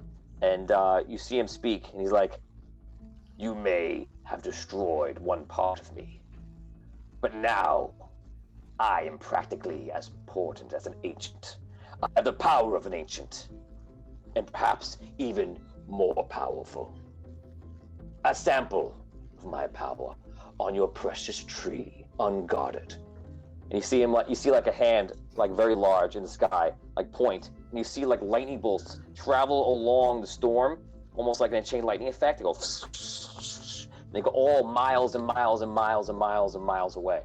All of a sudden, Hogar, Jacques, Thistle, Master Lane, and Finn, you guys are sitting there, and you see the sky is like lighting up, and you see all this energy come up, and all of a sudden just wreak havoc down into the tree, and you see lightning hitting it from one side and the other one, hitting it. You see smoke. Everything parts. All the cute fuzzy animals run away, and when all the smoke clears, the tree is perfectly fine and protected from Andaria's magic. Yeah! Yes! Yes! You see when this happens now, everybody in the Red City, you don't know this. So you see, all of a sudden you see Two Mage look at you, and he goes, "I will check the tree." And then he disappears. The other group, you see Two Mage appear on the ground and looking around, and he sees all of you, and he sees Tom Rainbow, and he's like, "Ah, what are you?" He goes, "Holgar, Shock. What happened? What are you doing here?" Two Mage. How did you know we were here? I did not. This tree was attacked by the necromancer. Yeah, long story on how we got here. Okay, well come with me. There's no time. No, we need to go someplace else, like now. We left the rod down in the necromancer's lair. We tried to teleport out and it got stuck. My word. Well, I cannot teleport to the necromancer's lair. The farthest I can teleport is where to bring you into the Sunken City area to teleport through, or somewhere else where there's a portal through, but I cannot get you any closer. Let us go back to the Red City. You will see the Queen. We have just defeated the necromancer's vessel, and then you can discuss it with her, and I'll take you anywhere you like. Oh man, Thank that's you. All right, let's go. Master Lane walks up. Okay, you come down, Captain. I am Captain Planet. Master Lane says, "I think I'll actually stay here. I feel that this tree needs a guardian. These orcs may come back, and who knows if this magic will last. I feel my place might be here right now." Thank you for helping us, Master Lane. Of course, I will do my part. You know you can take care of yourself. Be safe. Yes. I'll rip out the spines of anyone who comes close. Except for the bunnies and the animals. Okay. Jacques is up to him and looks at him and he hugs him. And then they turn around to Two Mage and you guys teleport. Okay. We're going over to Botorius, Abyssia, and the other group real quick. Two wizards come down the steps, guys. You're obviously in a cell. One raises his hand and the door opens. Audio dungeon. Congratulations. You're being freed. Follow me. You see this. You see the cell to Raphael opens as well. Nice. Do you guys follow? I guess so. Yes. Okay. They lead you upstairs back to the meeting hall where you guys first came in. There you see the person who was in charge that you fought. You didn't get an introduction. You were just fighting him, basically. The wizard brings you to him, and he goes, "The High Cleric, Hadheld. Listen, young ones. I gather after interrogating your friends, and I have to admit listening in on your conversations in your cell, that you were here by accident. Else, your assault on a city was the worst I've ever witnessed in my history. Therefore, you are free to go. I want you to take back a message, though, to your Red City, if it survives this necromancer menace. 1.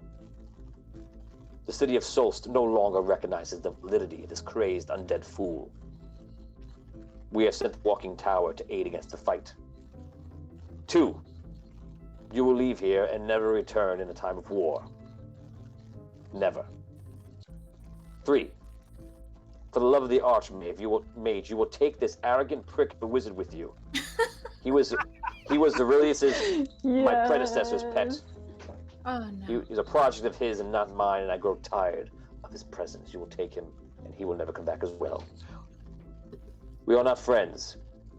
The city of Solst and the Red City are not allies. But I'm sure either of us desires to fight these dark creatures, or be held captive or slave to this psychotic creature. I have opened the portals for you. You may travel anywhere you wish. And after today, do not expect any help from us. Again, we are not friends. He motions to the portals across the room. Do you guys walk? I turn to him and I say, High Cleric, thank you for releasing us. And we might not be friends now. However, it is the necromancers on the necromancers to-do list to end all wizards in the city of Solst. We are willing to be your friend and to defend you, and we will always help if you aid in this battle. So with that, we wish you luck and thank you. And we will always be here to help you fight, should you need us. Yes, but not right here. So we will be going. No, not right here. Not right here. Not right now. But You guys walk through the walk towards the portals, and you get the idea that it's basically the wizard who brought you in follows you, and he says like, choose where you want to go, and you will. As he says that, you guys you see one of the portals lighting up, and you see a wizard come out of the portal, and his wizard looks very powerful, and he goes, "I have it," and you see him holding the crystal rod in his hand. But the crystal rod is broken and shattered. The rod is actually there. The actual crystal is gone. It's like all pieces and all like broken glass. And he walks right past you like you're nobody important, and just walks up to him. And you hear, "Good, very good. Oh yes, and tell your friends that the crystal rod is ours. Do not come seeking it." That's fine. And now the wizard walks in. We'll relay that message. However, you are now target number 1, so you might need more defense than you think you do. What? No. Nothing. He stands up when you say that. No, nothing. No, nothing. Putting a target on your back. Sorry. What? No. She's delirious. She was knocked out earlier. He goes, "Yeah, and your stew in prison is terrible." Lump, grab Abyssia. We're going. Okay. Call Abyssia. So Abyssia's looking back towards everything. Lump is grabbing Abyssia. Botorius puts you in charge. Where are you teleporting to? I'm walking towards that portal. And 6 seconds. It's with your thoughts. 5, 4. The Red City. 3. Red City. Red City. You guys are pulled into the portal. You go to the Red City. You guys are all there, and coincidentally, there within about a minute of each other, everyone is back together magically, and you're all standing on top of this crumbled fortress, and you're with the Queen, you're with Tomb Mage, you're with Sparky, Arky, and you're with Onyx. You're all together on top of the fortress. Oh my god! Yay! Oh man! Do I recognize the kind of portal that they went through? Yes, you do. That's a gateway. So it's just set up, and basically wherever you want to go through, you can.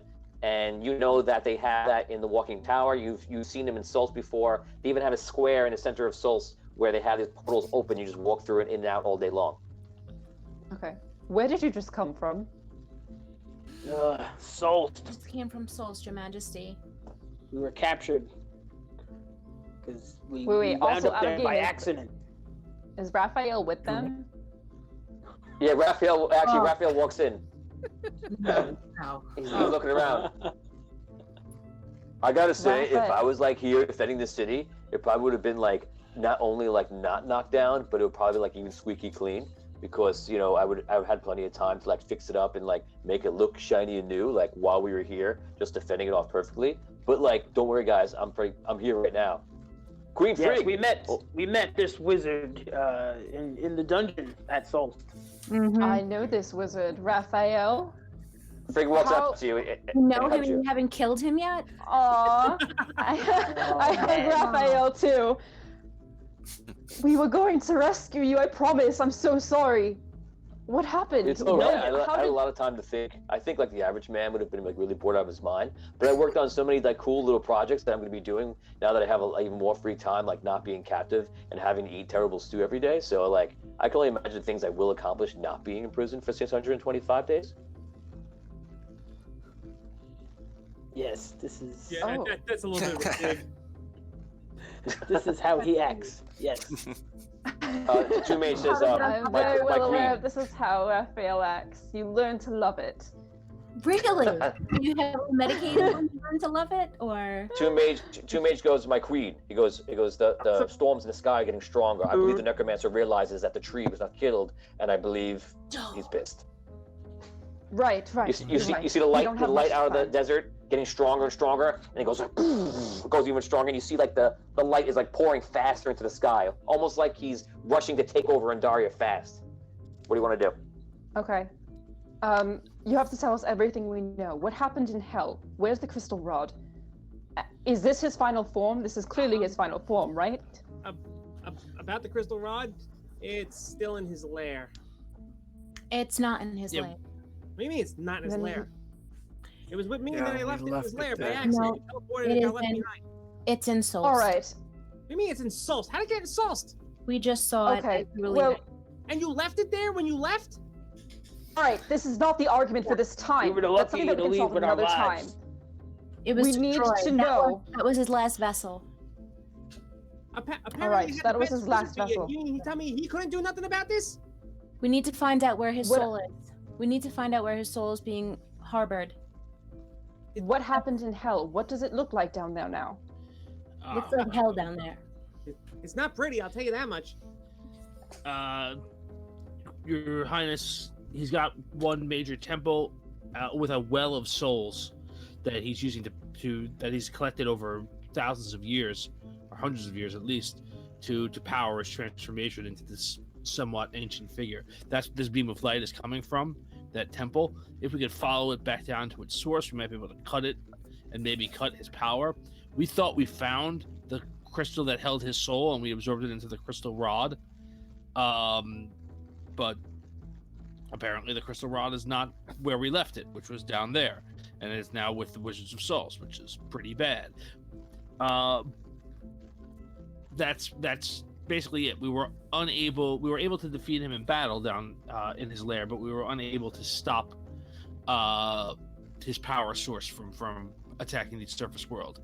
And then we left. It definitely appears that this was the final form of him. So therefore, I believe the vessels are run out. So, where does everyone believe that the soul of the necromancer is now? It's not. Where did you find his soul crystal? Maybe Finn, you can ask. We know You can ask the ring where it is. we know that in his Nah, lair. I already used it. We know in the lair there was a well where both Master Lane and Jacques came at him, and I feel like it probably is in there because they said it's some sort of pocket dimension that he was keeping things in, or potentially the soul. They were all creatures inside there. They were like shadows, and like they look like the zombies out here, all different forms and stuff.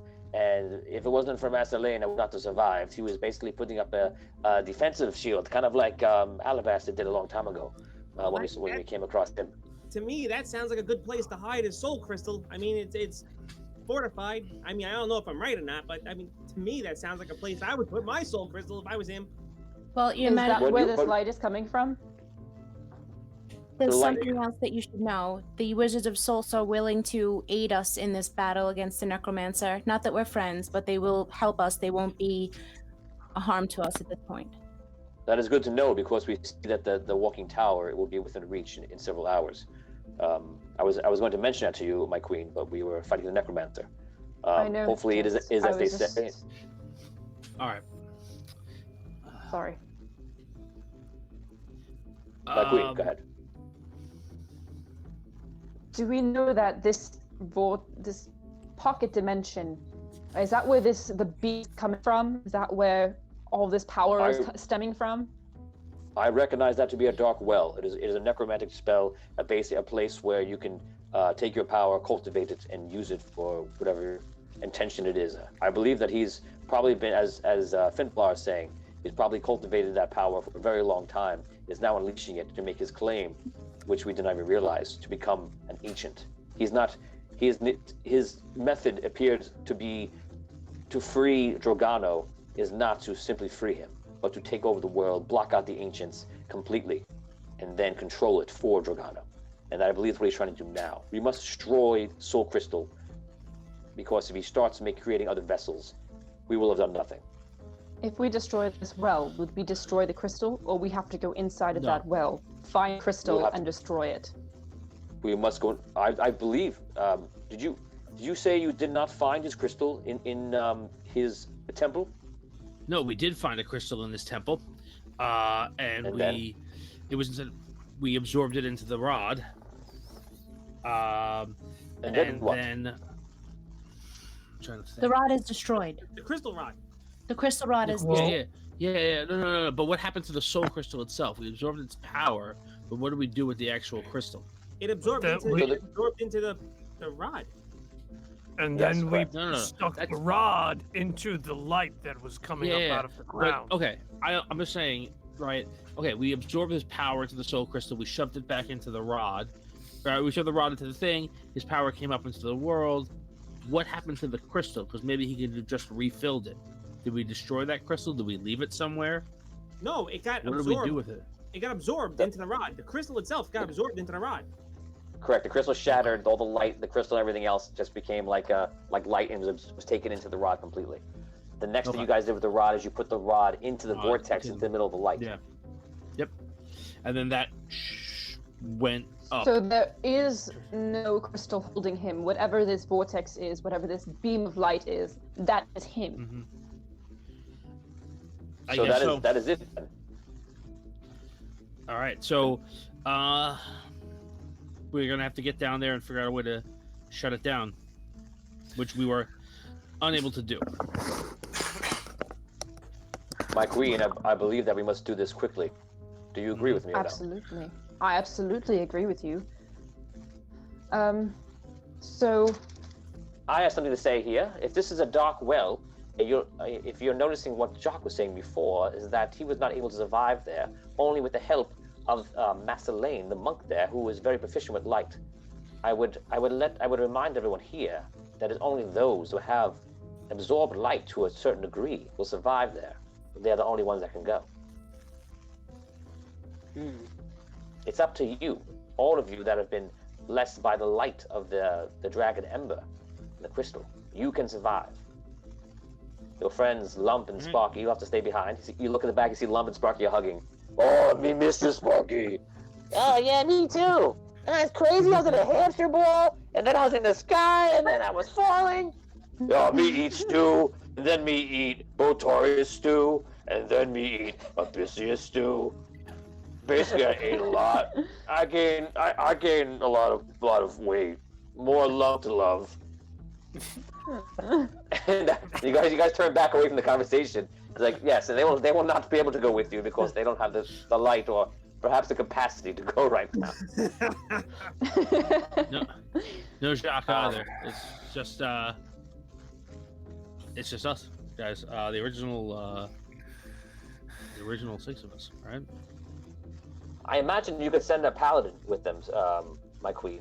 If anyone you want to send, right. A paladin or a monk could survive it.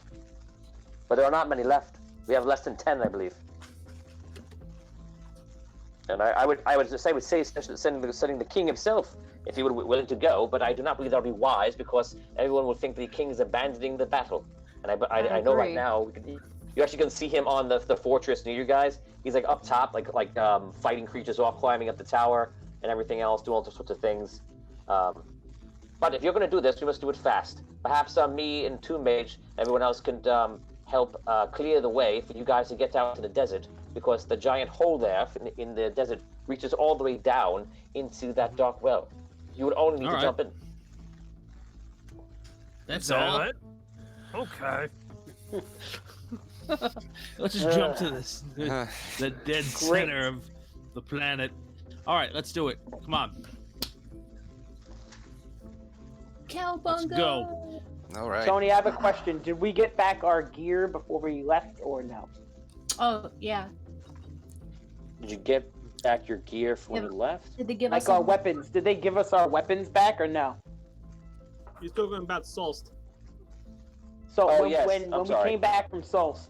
Okay. So did they give us our belongings back, or no? Yes, they do. Okay. That's Okay, convenient. so yeah, they give you back all your stuff, anything you had before. Okay. Good. And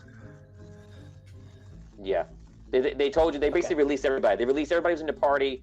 The paladins they released, Reed and Sir Fluffle, all them. They released Raphael, and they give you back all your stuff, and you guys go. So like, it seemed just like they checking. were on the up and up. Yeah, with what they were doing. Okay. Cool. Okay, any words from the Queen right now? I do. Have words. You are the heroes of Andaria, fighters for what is pure and right in this world. The light within you is stronger than the darkness in hell. Kill this lich and end this battle so that we may yet see the light of peace on the horizon. And as Onyx said, where you are going will be far more perilous than any other mission heretofore. I'll send word to my husband, the king, to send one of his best paladins with you. And you must leave immediately. Okay. Good, Yes. guys. Good luck. I wish I could be there with you. Your Majesty, is there anyone who could heal us before we go? I have healing potions. See, a 2 mage walks over and gives you all healing potions to heal you. Oh, thank you. Okay. All intents and purposes, you guys recovered 100%. All right. There is one person in the city I can heal. Who? The other member of the other party. Oh, yeah. He's fighting somewhere. Okay, so basically what's gonna happen is there 2 mage will be teleporting you guys to the sands. You guys will be making a very, well, actually, sorry, not to the sands, like basically to the front gate, and then you have to make a run from there to try to get in. Your Majesty, should I teleport over and alert the king that you want to get one of the paladins before they go? Yes, immediately, yes. 2 mage teleports over. Takes like a minute. Comes back in. You guys prepare everything. You get like food and water just in case. You get your supplies. If you want anything now, you can take it. It's something simple. And about 10 minutes later, 15 minutes later, you guys are pretty much ready to go. And Onyx comes over. I wish you all the best of luck. No matter what happens, know that you're dying, protecting this world from whatever this is. Fail or succeed, you are already heroes. And we thank you. Thank you, Onyx. Thank you, Onyx. Thank you. Well, hopefully we'll be back in one piece. Okay. Okay, Taylor, thank you so much for coming in here. You're going to see them out. Yeah. Yes. Great job. Thank you guys for having me. This is fun. Thank you. You guys are gonna kill that lich. I know it. Bye. Love you. Bye. Love you too. Love you, Tails. Okay, so you guys, the picture of her thing is hilarious. You guys make your way. 2 mates teleport you guys near the front gate. You're gonna have to fight your way a little bit to actually get out the front gate, but you're doing that, and you are basically just trying to fight your way through. Once you get there, you know that's the plan. 2 mages are gonna teleport you in, and Onyx is gonna fly above and just basically be casting spells around you. The only thing you guys gotta do right now in this first part is get into the dark well and just fall down into it. Well, at least that's what it seems to be. And if you do that, you're in, and whatever is in there, you're gonna face head on. You guys go into you guys teleport in. You teleport to the front lines, the gate, and in the distance, you see somebody is coming through in your direction on a horse. And it looks like a paladin with a sword up in the air. Cast my valiant! Oh. Yes. And justice is its name! Surrounded though we may be, we are protected this day, and no more shall nightmares of old claim us. The dead enfolds us, or evil smite us. By the teeth of the lion, though we be but muscle and sinew, blood and sweat, we are fortified by the righteous purpose of the Red Knight and might of the King Thorwin of legend, and steeled by the edge that shall remove the enemies of life from this place. The blade of Ragnarok! For the Red City! For King Argon! For the Red Knight! Yes!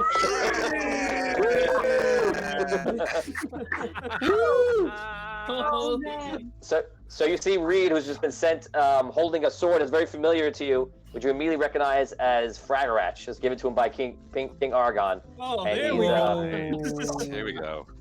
He rides in on his horse, and you guys are together. For the meantime, you see the wizards are holding off the enemies around you, and you can roleplay really fast as you guys are all running in together around the horse that Reed is on towards the hole in the desert. Roleplay. Reed, you made it out of there. Reed. 5 days, my friends. I see that you're all around. The reports are key. You little son of a... You took down the necromancer. Good on you! Yeah, it cost me the suit, but I guess it was worth it. Hey, at least it's not your body, right? So now, we have a lot to do, my friends. We've got a lot to do. The necromancer is weakened. We know that his power comes from a dark well in a dark place, and it fuels all of the dark magic. We have a job to do, and now's the time. I love this guy. This guy's Yes, the it best. is. Oh my god. So And Reed, you man, guys, you look great with clothes on. This is terrific. Yeah. Okay. Hey, and I have news for you. They trusted me so much. Take a look at my new duds from the first Celestial War. The blade, the shield. My friends, they sent me out for you. You have a name now. Everyone knows who you are, and I am honored to be in your presence. Hopefully it's So something. you're that- honored to have you with us. Actually, However, we have a place to go now, do we not? Yes, we do. Yes. Let's do it. Let's go! Tony, anything Okay, around so- us that's going to be causing problems? The wizards around you are like saving the day, fighting off the old dark creatures, and you guys are actively running in. You're riding out the horse, and you guys are making your way to the middle of one of the dunes nearby, where the light's coming out. The light's the strongest. The light is purple, and it seems like it's coming out more fiercely as the necromancer is quickly trying to gather his strength around the entire world of Indaria. And if he does this, he'll complete his process of becoming an ancient. As you guys know, the ancients all have soul crystals, kind of like a lich and everything else, that is hidden somewhere on the planet Indaria, and that's linked to them, and they are in the atmosphere around it and can appear and do magic anywhere they want to. Basically, since the necromancer does not have a soul crystal, as you guys destroyed it, he only has what's left here in the dark well. So the dark well is containing his soul. If that was removed and destroyed in there, you know that it would be done, and everything else would mean nothing. So it does come down to this, and it's something you guys realize. You guys go onto the dunes, and you're standing around this large hole that seems to be like a Starlight Pit type chasm. It's like right in the middle, and you see down it, just lights pouring out, and it looks like it goes down miles and miles and miles as far as you realize that it does go down into the center of the Endaria, pretty much. Roleplay. Tony, when I look down, do I see anything in particular with my eyes? No, you see just the light is really strong. Okay. Oh, were you right sorry, next Tony, to the I- well? You're Yeah. right next. You're not. The well is all the way down. Literally, you're gonna fall. You would be falling right into the necromancer's temple, down that whole huge shaft, into the underground of the temple, into that vortex. I'm sorry. My Captain Indaria transformation is that still last? Is that still on? No. And how long? Okay, Extended. thanks. All right, it did its part. Yeah. All right. Exactly. All right. Hogar, let's do it. We don't have any time to lose. Hold on now, my need, friends. Hold on now, my friends. If you're gonna have any kind of fear in your heart, now it is not that time. Evil is not gonna claim us this day. I tell you that. Tony, I sense detect evil in the area, in the immediate area, using what I have. Every part of that light is evil, and it's the only only gonna get stronger going down. And the only option is down. Yeah, if you guys literally have to fall into that gravity well, into that dark well. You, my friends, this is my purpose now. This is why I was born. Come with me. Come now, side and side. All of you. Let's go. All right. Yes. You're supposed to jump? Yeah. Yes. Yeah. Only you're not going down naked. By the lions. I call upon you now, lion, hear me? I call out a vow to you now. I will be the first to die before any of these my wards are harmed, and thus grant me my protections. Aura of light, 30-foot radius. You see like a white light or yellow light, sorry, just go out, goes around everybody like a shield. Down You can tell now, my friends. Down All now, right. the heroes of Andaria. It's time for us to save this damn thing. Let's do it. Yeah! There we go. Okay. Who 2, 1. Hold hands. Boom. Let's go. Does anyone not jump in? Does anyone do a psych out and not jump in? I I Okay. have a slap waiting for you if you do. If you totally psych out. Imagine you all didn't go in. He goes by himself. You're like, we're good. He's got. That guy was a little too he's zealous. He's very. I'm just hype man. I'm just Sure he's hype got man. Let's Okay, go, so let's you guys fall. You fall down for the next half an hour. 30 minutes of falling. And it just goes on forever. You're falling through the planet. You fall through the dark. What? You fall, the dark being the underground, where you're seeing like the whole underground area like that. You literally see, you even see a rock bottom far away, and you guys are falling past that.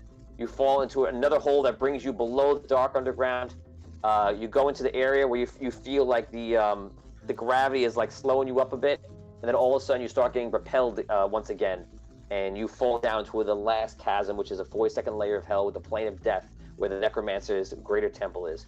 You fall out into the sky of that, and you looking down, you see the temple is there. You fall into the temple. You go inside the temple 2 floors through. You see there's still countless zombies in there. You fall underground of that temple, back into the underground layer where the Necromancer had it, and into the vortex on the throne room, where you met Reed. And you guys go into the vortex one by one. And all of a sudden, you're all standing there. And you're in this large, kind of like a floating, like area of rock. It's flat across, and there basically are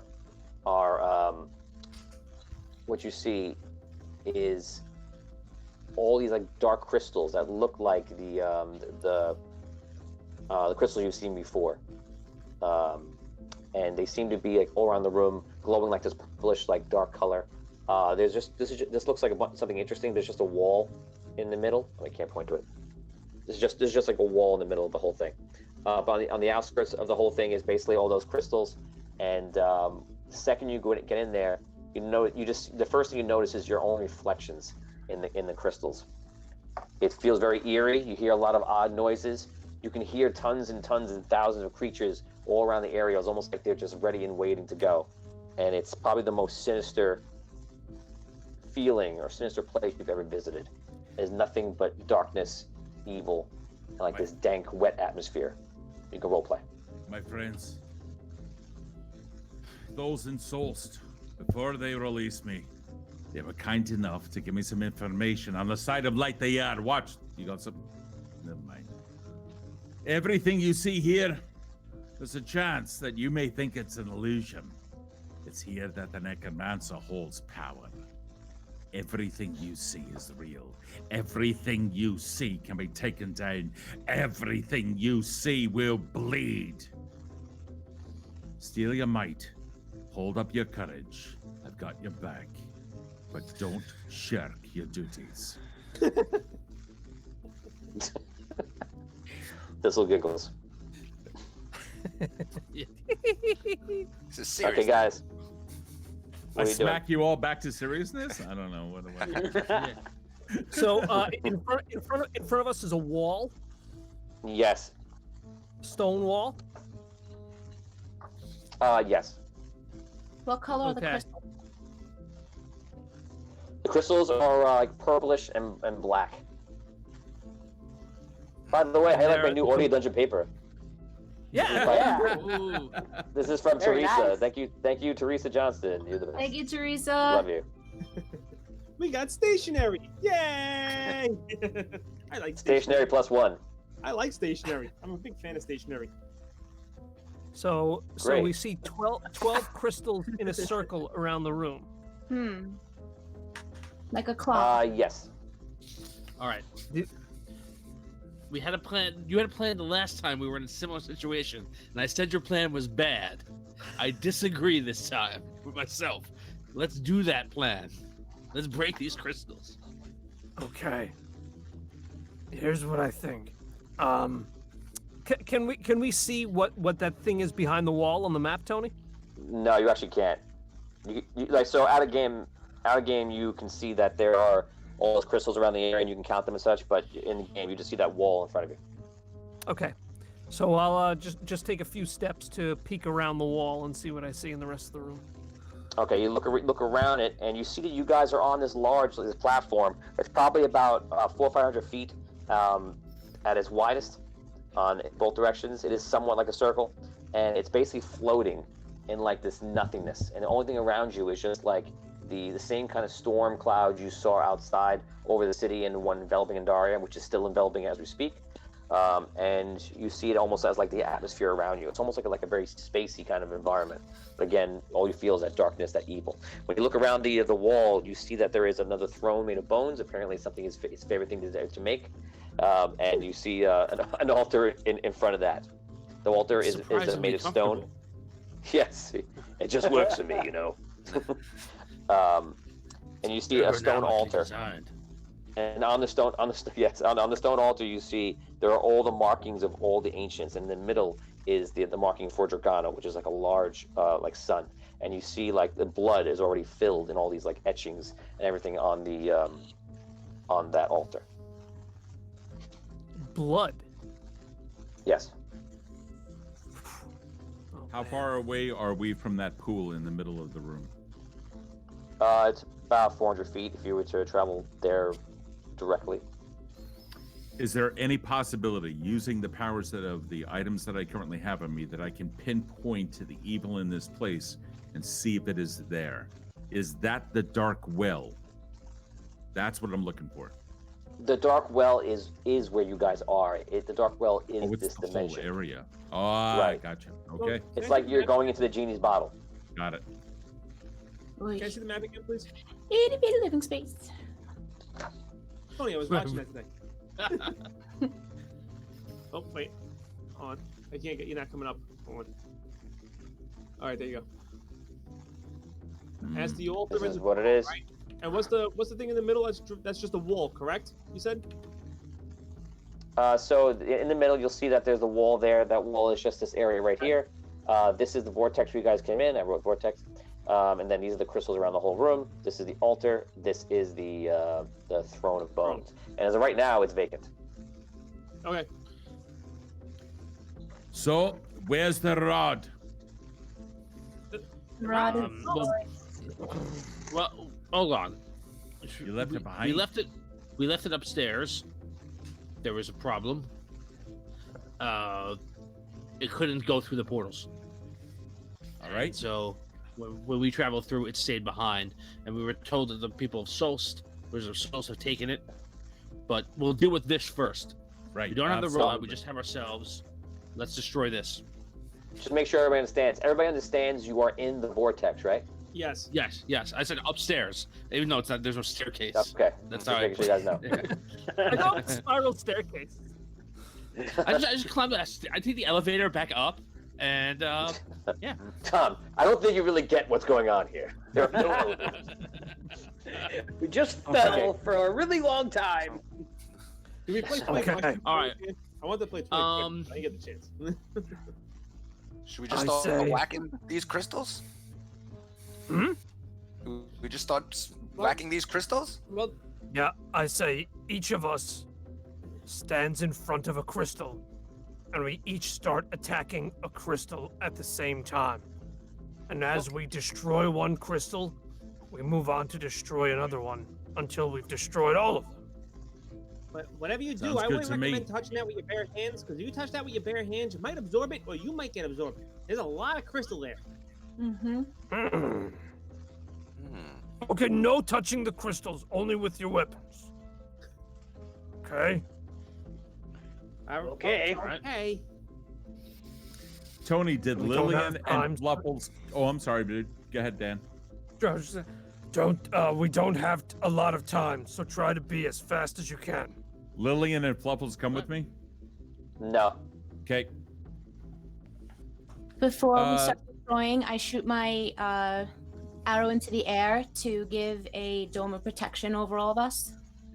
Okay. I believe it's static. Just so you know. Okay. So it stays right there wherever you put it. Okay, but we can run back and forth, right? In and out of it, or. Well, I forget the time. I forget the time limit on how long it's take you to tell me, but it is static. It's not going to move. Okay. But doesn't it bring up a wall of fire that we can't pass through? I believe it would. Yeah. It would. All right. On Hogar's words, I start moving to the first crystal off to the right. Okay. Brooke, are you taking down the shield to stop everyone from moving? I take the shield down, yeah. Okay. You guys travel around the room and raise your hand if you are beginning to smash the crystals.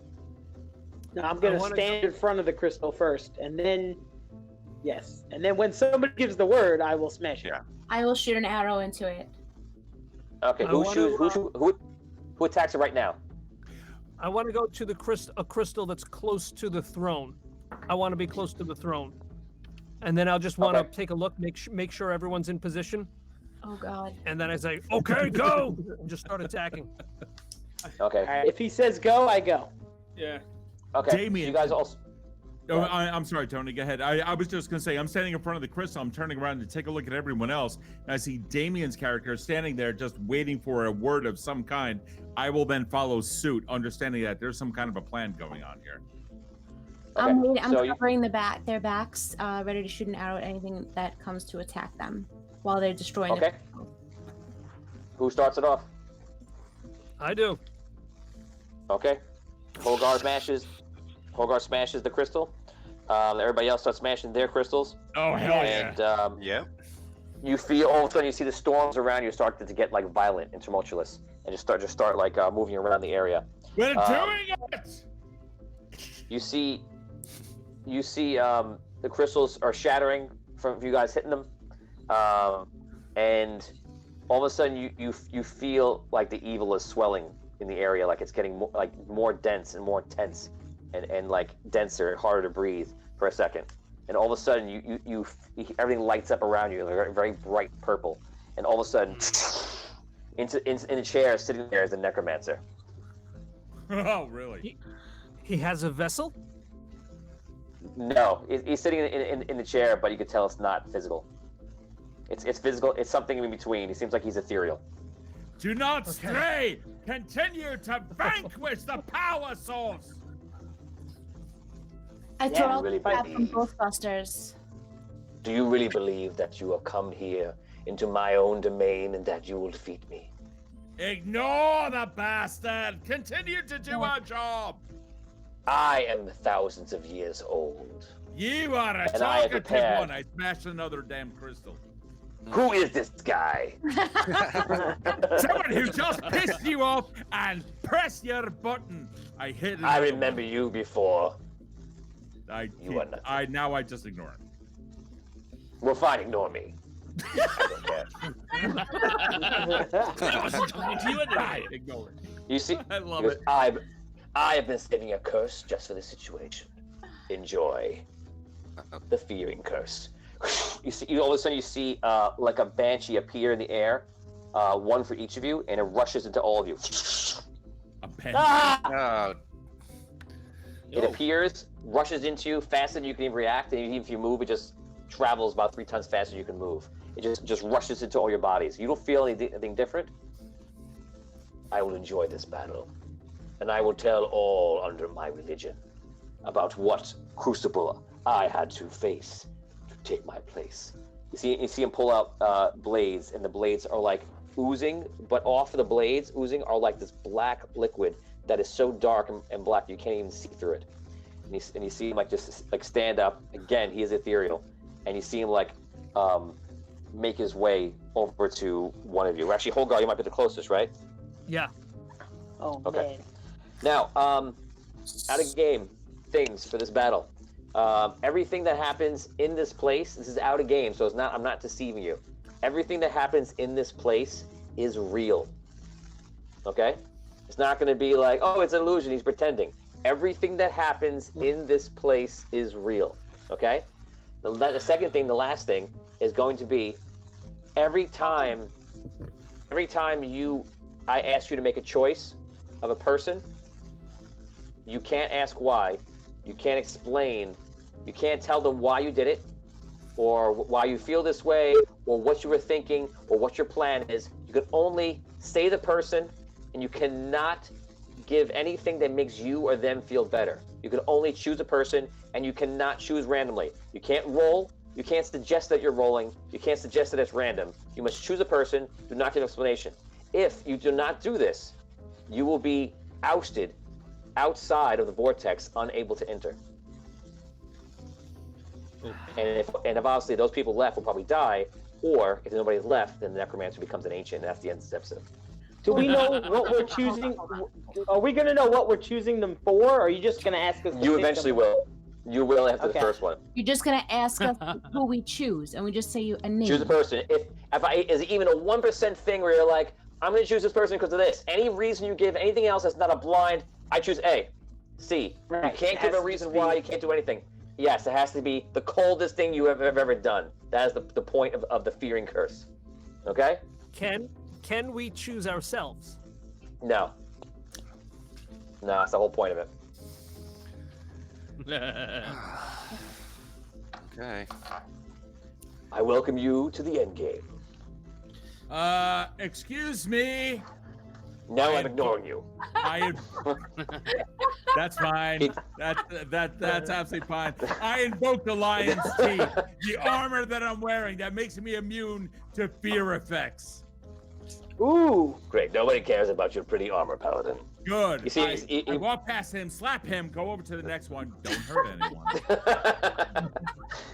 Holgar, he comes up to you and he goes to slash you.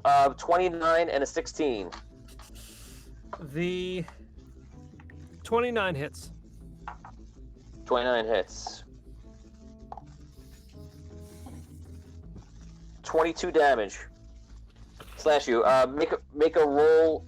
Constitution. This is going to be a 15. Okay.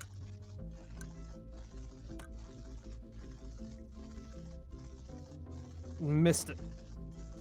Missed it. You know, Choose a person. I'll take a reroll. Bye. For Constitution save. Do no. it. Shit. Missed it again. Choose a person. I will choose Reed. Okay. Bring it.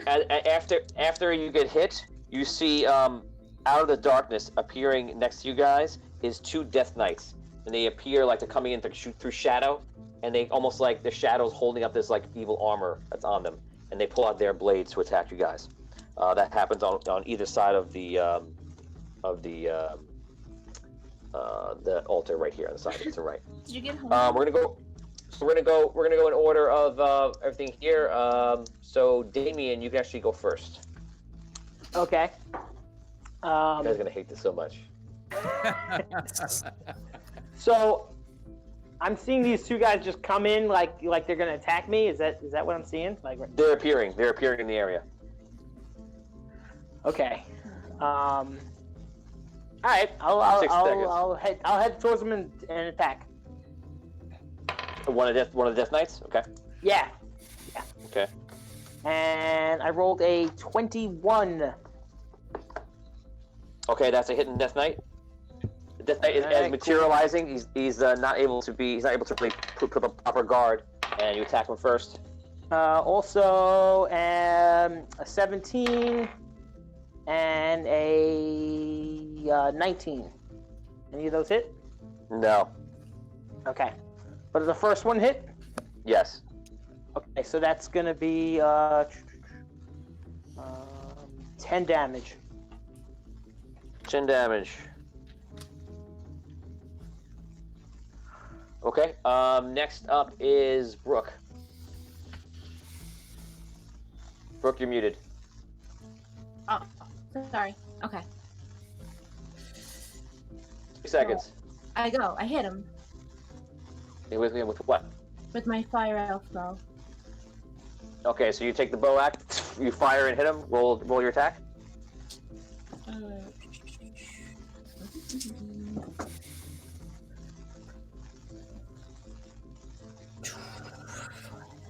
26.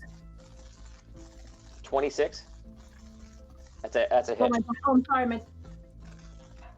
I'm sorry. You said roll my attack. I did roll my damage. Okay, roll my attack. 18. Okay, 18 damage to Necromancer. Okay, choose a person. Finn. Finn. Wait, was I supposed to choose? I didn't choose. No, you didn't choose. Okay. Okay, Findalar says read a Findalar.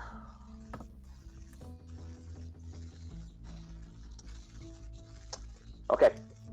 Findalar, all of a sudden when you get hit, she yells your name. It's almost like you're forced to choose a person. You hear the name come out.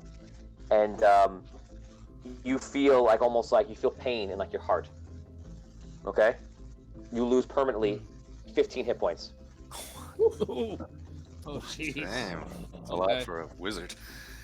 Keep on the side. Keep on the side what you're losing though. Don't just original stats in case somebody does something to help. So put it to the side.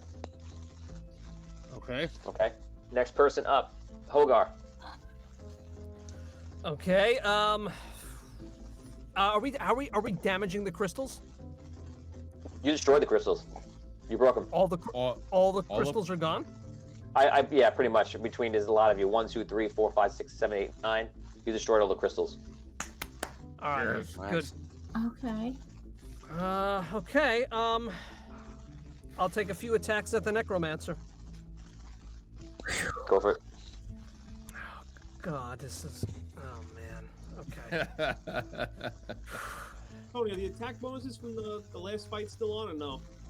The No. Those are all off? No, they're gone. Okay. Benny, do we have any bonuses at all? By your account? +1 the fear bonus, I think. +1 if you guys get if the shares are 50, then you guys have a +1 bonus from that, which you can apply to everything. 50 shares. 53. Awesome. So it's +1. Yeah. Yeah. That's a. We're at 53. I rolled a 17. What happened? 17. 17 is a miss. Meh. Ah. And there's a 1. There it is. Roll off the 1.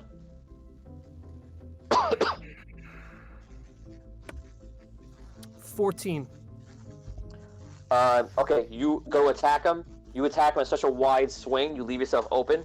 He gets a free attack on you. 19. Hit. Is that a hit?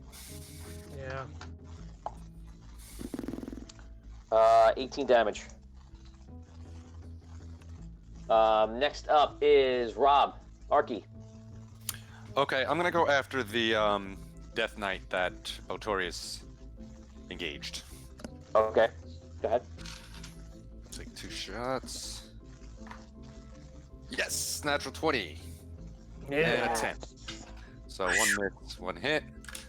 My blunderbuss. There we go. No? Nice. 12, 24, 27 damage. Nice. You heard him, and you see a lot of the shadow has been like moved apart, almost like breaking apart. Like he can't hold his form. He seems to be pretty hurt from both of you. Next up is Reed. What do I have on me? 2? And do I have any resistance to any of the dark magic applied? You do have resistance to magic. That'll be when you have to roll a save or such. Okay. You also have something else. The second you're about to attack, you feel some you know it's a curse instantly, and you see the armor you're wearing cracks. Again? Almost like it's like your biggest fear at the moment. Wait a moment. I've been told everything here is an illusion. I started attacking stuff while talking. Okay, I thought this armor cannot be broken. It can't be. Gotcha, you bastard! All right. You said I need a saving throw of some kind. I rolled a 17. What kind of saving throw? A saving throw? No, you're not rolling a saving throw right now. You're just going. Oh. That curse Okay. already happened from before. Oh, gotcha. All right. Yeah. No. Then not a problem. I attack. The first attack is to hit 20. 20 hits. 73 damage. Yikes! Wow. And he's attacking with Fragorach. Oh yeah, let's Fragorach, yeah. On high. You that's came right. to the wrong place. Boom! Smack that down on him. Second attack is a 27 hit for 70. Wow. Yeah, that's it. That's right. I forgot you have Fragorach in your hand. Yes, You take Fragorach, and it makes like this vicious sound that goes through him that you can tell is hurting him, like a like through him. And you see him he shrieks like every time he goes through. Told you. Fragorach is I'm done. literally one of the most holy things that is in the world right now. Okay, next up is Findalar. All right, I cast Sunbeam at him. He has to make a Constitution saving throw of 29. And he's undead, right? So he has disadvantage. Yes. Fail. Definitely fail. Okay. He takes 68 radiant damage and is blinded until my next turn. Yeah. 68 radiant damage. Nice. Tom, choose a person. 48 damage, Botorius. Wait, what's 48 damage? The second attack? 40, it's one attack. It's 48 damage. Plus he's blinded to the next round. Just 68. Okay. 48. Yeah. Botorius, all of a sudden you feel blisters all over your body and you take 24 damage. You're muted. Thistle, you go. Oh, never mind. I'm alright. I see the Necromancer taking that much pain, and I go to engage him as well. Okay. The first attack is a 24. I want to flank him though, if I can. 24. Yes, you can flank him because there's a people fighting him. All right, so it's 24, Reads on. 31, and 26. So I'm assuming that's all hits. Anything 20 above is a hit. Okay. So I'll give the first attack is. I should have did damage ahead of time. I'm sorry. 14. We're full hit points, right? Yes. Yep. You start with full. Alright, I'm sorry. 10. And then where the hell's my other D6? Damn it! Where are you? Let's see what's going on in the chat right here. Dina is wondering where the crystal is. It's in a throne. There actually isn't any crystal anymore. The crystal's been destroyed. So his essence is in this well, acting like a container. Like the crystal is a container for the soul. This well, this pocket dimension is the container for his soul, and that is it. And Oni says, Tony said everything in there is real, right? So isn't the Banshee causing the effect also real? Everything is real. Everything that happens there is real. But you're dealing with an entity that is pretty much almost an ancient, and he's making things happen, breaking rules, because it's literally his own domain. Maynita loves you, so you said, gotcha, you bastard. She loves it. Jared says, turn out the lights. The party's over. Marlon Johnson says, Tom is still the man. You guys are really proving yourselves this time. I am proud. Derek Luxon says, come on, guys. No matter how much damage you do to him, he can't be killed, even if he's taking injuries. Richard Wild says, backstab damage? I'm about to do it. Thistle. So, Yes. 25 for the first attack with 9 backstab, 10 for the second attack, and then 15 for the third. I don't know if it makes a difference or not, but the first and the third attack are done with the sword that's the short sword of inner spirits. So I don't know if that matters or not. I don't know if it's like radiant, holy. You never told me. I'll add 10 damage for it. Pick a person. I'm sorry, you broke up. Pick a person in the party. Rob. Rob, you take 30 damage. Oof. Sorry, Rob. Jeez. All of a sudden, Rob, you see slashes go over your entire body. What goes over me? All right. Slashes. Oh. Wounds. Oof. Ah. Necromancer goes. Oh boy. Die. You see skeletons, kind of like in a banshee form, appear and go through you. And if they pass through you and you fail to save, they're going to kill you. This save's going to start off a little bit lower, but it's going to get higher, and you never know what's going to happen. So here we go. Your first save is going to be a will save 13. This is everyone? Everyone makes this. Made it. Oh boy. Made it. Will save All right. 13. Made it. I re-roll. I re-roll because I rolled a 1. Fail. But I naturally can re-roll once. Got it. Now I make it. I rolled a 13. All right. Anyone Failed. fail? Yes. Use it. Now, do I have a Use chance a to roll. dodge out of the way, or is this the only? No, it's a Just for the- spell.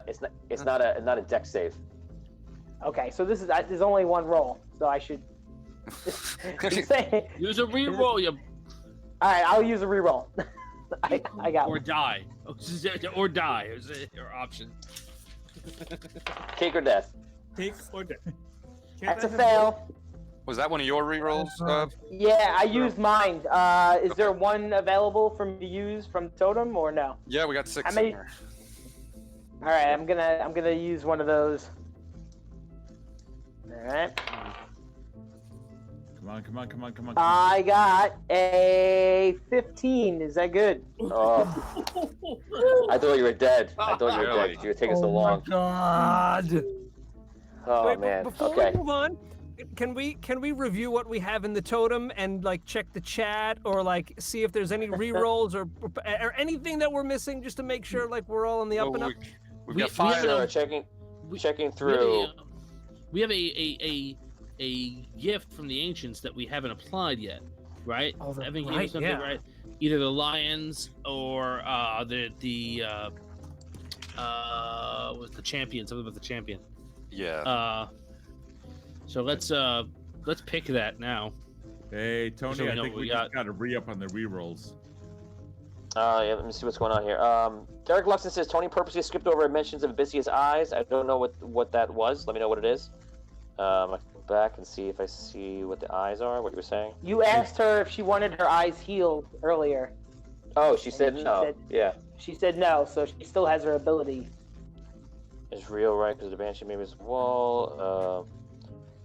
When on his plane of power, it would be highly unlikely to work, and he probs at least 5 legendary saves. He does have legendary saves. If Abyssea's eyes are his phylactery, and she has to sacrifice her eyes for the sake of the world, that would be one heck of a hero sacrifice and legend. If Abyssea's eyes are his phylactery, she has to sacrifice her eyes for the sake of the world. That would be one heck of a hero sacrifice. He's suggesting that it's possible that the necromancer's like soul crystals is the eyes in your eyes right now. That's what he's saying. We have 1,000 stars coming from Charlie. He's giving a reroll. Man, that was Yes. close. Damien, my heart was beating so fast. I gotta tell you, I feel like I have to do these things, but it like ruins me inside. Listen, this You know is what? a tough game we're playing. Yes, I yes. love this this. is it. Dangerous. This It's is a dangerous this is place gonna- we're in right now. It's a this is gonna very be a dangerous reroll place. burner too, and I like that. Like we're gonna Yeah, we're gonna definitely. burn these things out. Okay, Holgar, you are. I'm sorry. You went first last time. I'm having to order. You can go now first. It's okay. Go ahead, All Holgar. right. Looks like I got a 1,000 stars reroll from James Green. Oh, awesome. Yeah. Thank you, James. Appreciate that. Right.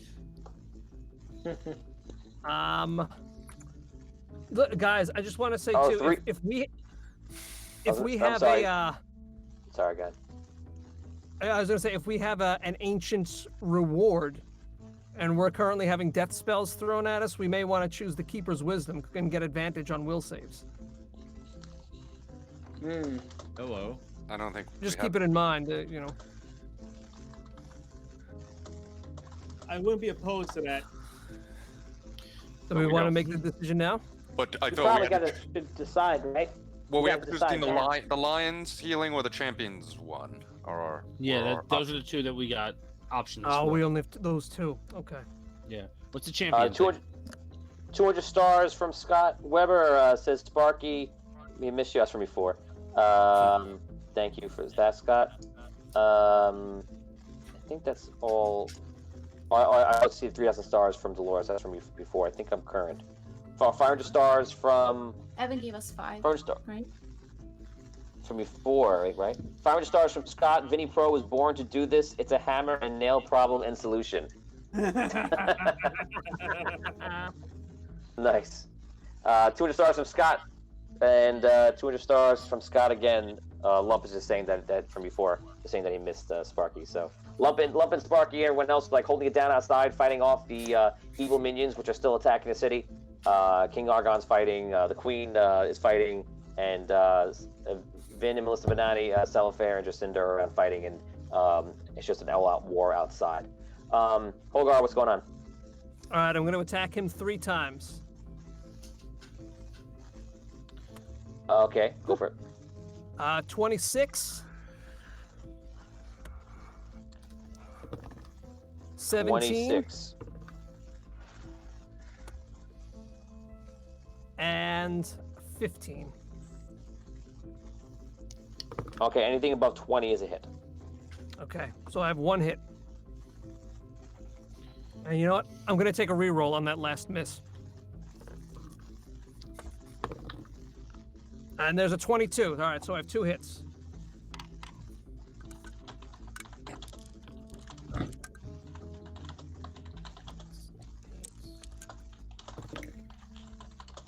First hit is 17 damage.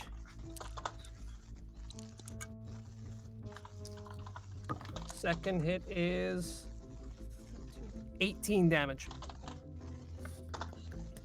Nice. Got it.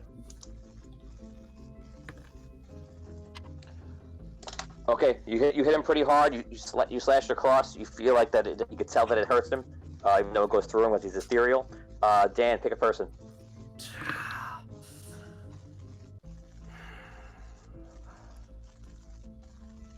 Six seconds. Reed. Yeah. Reed, your constitution drops by 2. No, it doesn't. All right, I'm marking it off.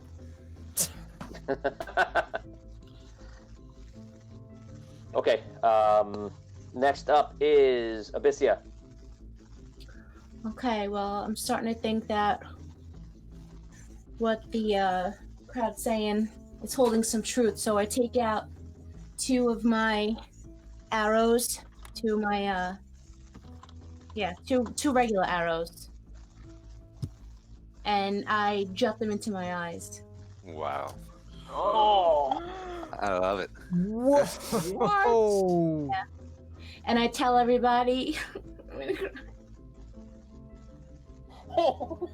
Oh my wait, god. tell me again. Take me through this. I can't. I'm dead already. I tell everybody that I love them, and I think this is what's keeping him here. And I say it with the eyes. Yeah.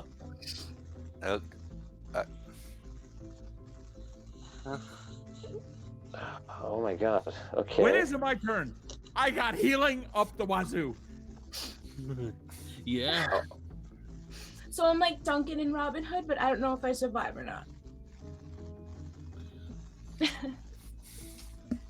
So you jab daggers in your eyes? Yeah, I gotta get rid of these amethyst gems. Arrows. I don't know how to get them out. Okay, you guys we'll say pretty much everybody notices because it takes you I scream. off your focus. I scream. I need to get these out of me, and she literally cuts her own eyes out of her head. Yeah. In one of the most horrific things that you've ever seen, and just kind of falls to the floor, and from the pain, and that happens. Wow. Damien, you go. No! Stop that, Damien. Man, I still have these guys in front of me, right? The guy I was fighting, and there's another one, right? I believe. Yes. I'm still trying to recover Okay. from this. As a free action, I just yell for Reed to heal her. Reed, heal her! What happened? I already start moving. Okay, Damien, you go. All right, I'll. That guy's still up in front of me, right? I'll attack him. Yes. Okay. Oh, critical 20. Nice. And a miss. So 2 misses and a crit, and crit is gonna be.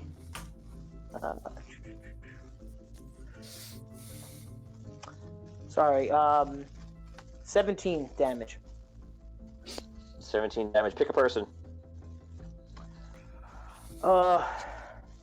Thistle. Thistle, you take a slash across your chest, appears on you, take 10 damage. Okay. Next up is Hogar. All right, I'll free action pop on my goggles, which I didn't do at first, and 3 more attacks on the Necromancer. I have a 18. All right, that's a big one. 31. Yeah, anything 20 is above his head. Oh, 31 and damage. 25. 2 hits.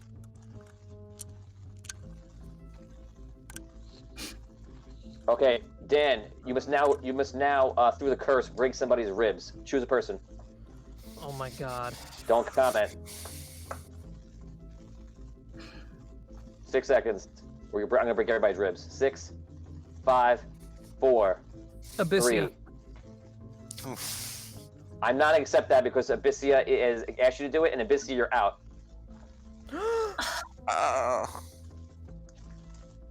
No, she's not. So Abyssia, you're pulled out of the vortex. You're outside. Dan, you must now choose another person.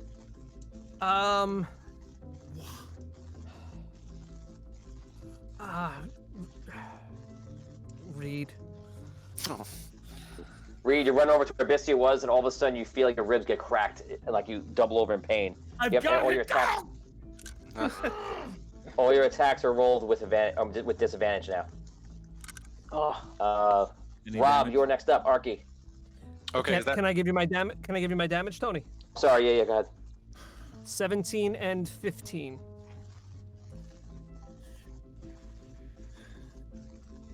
Got it. is that Death Knight still up? The one Beltorius and I are attacking? Yes, but he does look like he's not sustaining well. No, I'll try and finish him off here. First attack. 2,000 stars from Scott. Okay. Divine intervention since Brooke was willing to make the sacrifice play. Nice, thank you, Scott. Thank you, Scott. We'll see what happens. Okay. I roll a I'm 16. gonna eat. Oh. So Brooke, that's what happens to you is that like you're almost like willed out of the vortex. You find yourself outside. When you're laying on the ground outside, oh my god, I was about to tell you what you see. I'm not making a joke right now. I can't tell you. Tell her what she hears. So you feel the air. I wasn't even trying to be funny. You're outside and you feel like the air. You could tell where you are. You're in the necromancer's chamber, and you outside. You hear the zombies. They don't seem as vicious as you remember them, but you hear the zombies in the room, and there's countless zombies in there. And you're standing on that land bridge above them, and you're blind, and you're basically just feeling your way around the room. I'll come back to you in a second, but it's actually see you want to do anything. Go ahead, Arky. What are you gonna do? 16 first attack, and 22 second attack. So that's 1 hit. I guess. Yes. And 2,000 stars. I'm gonna give you two guys as rerolls. You can't do a divine intervention. There's nothing to help out this moment. You're fighting the bad guy, and this is crazy. Okay, so I did 15 damage, and how many rerolls did we get for that? Should I add to the totem? Two. Okay. Two. All right, 15 damage, and I'm done. Rob, pick a person. Thistle. Thistle, you take 10 damage. Damn it. Next up is Reed. She just disappeared, and there's nothing I can do to heal her even before I get there, right? No. Okay. All right. Is anything chasing me, and what is nearest to me?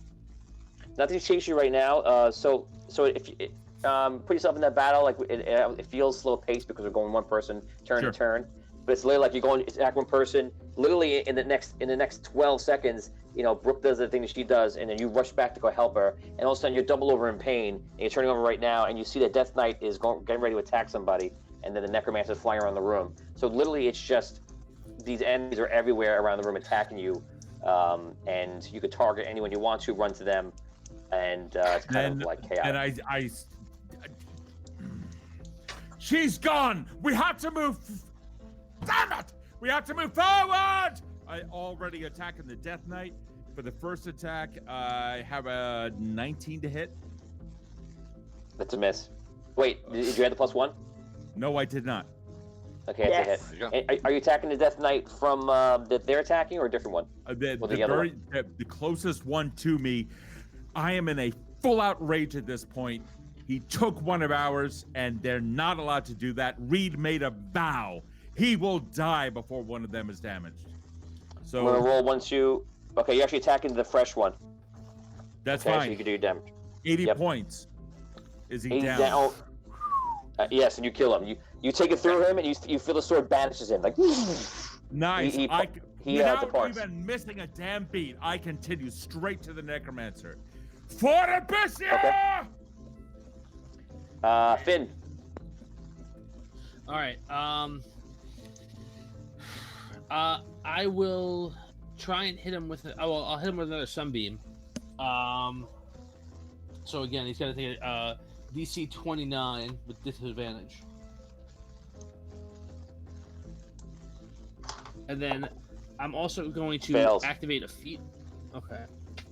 He takes 32 radiant damage. And again, he's blinded until the next round. Wait, is it the only damage you just did is 32, right? Yeah. Okay. Pick a person. And then I will pick I'll pick Rob. Okay. Rob, you take 20 damage. Shit. I also I'm gonna activate a feat that I have but I've never used because I've been too afraid to. I'm gonna activate. I have a feat called Lightning Rod, and it draws magical damage on someone to me. So I'm going to activate that for Hogar. Okay. So if he takes magical. I'm gonna drop to the ground unconscious. Okay, Arky falls. This may turn into a quest killer. Pistol, you're up next. All right, so I activate a bonus action. I use the sword to heal myself first. I regain back 11. So I'm still at minus 9 points. And then my 3 attacks are a 23, a 32, and a 27. All hits. Okay, so the first attack is an 11 and 6 backstab. On the Necro? Yes. Okay. 9 and 9, and then whatever the sword does for being the sword. You said I think it was 10 before? Yeah, you had a 10. You said 9 and 9? Yeah, it was... Okay. So 28 damage. Okay, Did you get the first attack? The 11 and the 6? Oh, no, I guess I didn't hear that. So 17 before that? Yeah. Okay. Got it. 17, 18. So... 28... Okay, you're gonna do 20 damage to somebody. You're gonna put an ethereal knife in somebody's back. Choose the person you're doing it to. 6 seconds or happens everybody. 6, 5, Hogar. 4. Hogar, a knife goes in your back. 20 damage.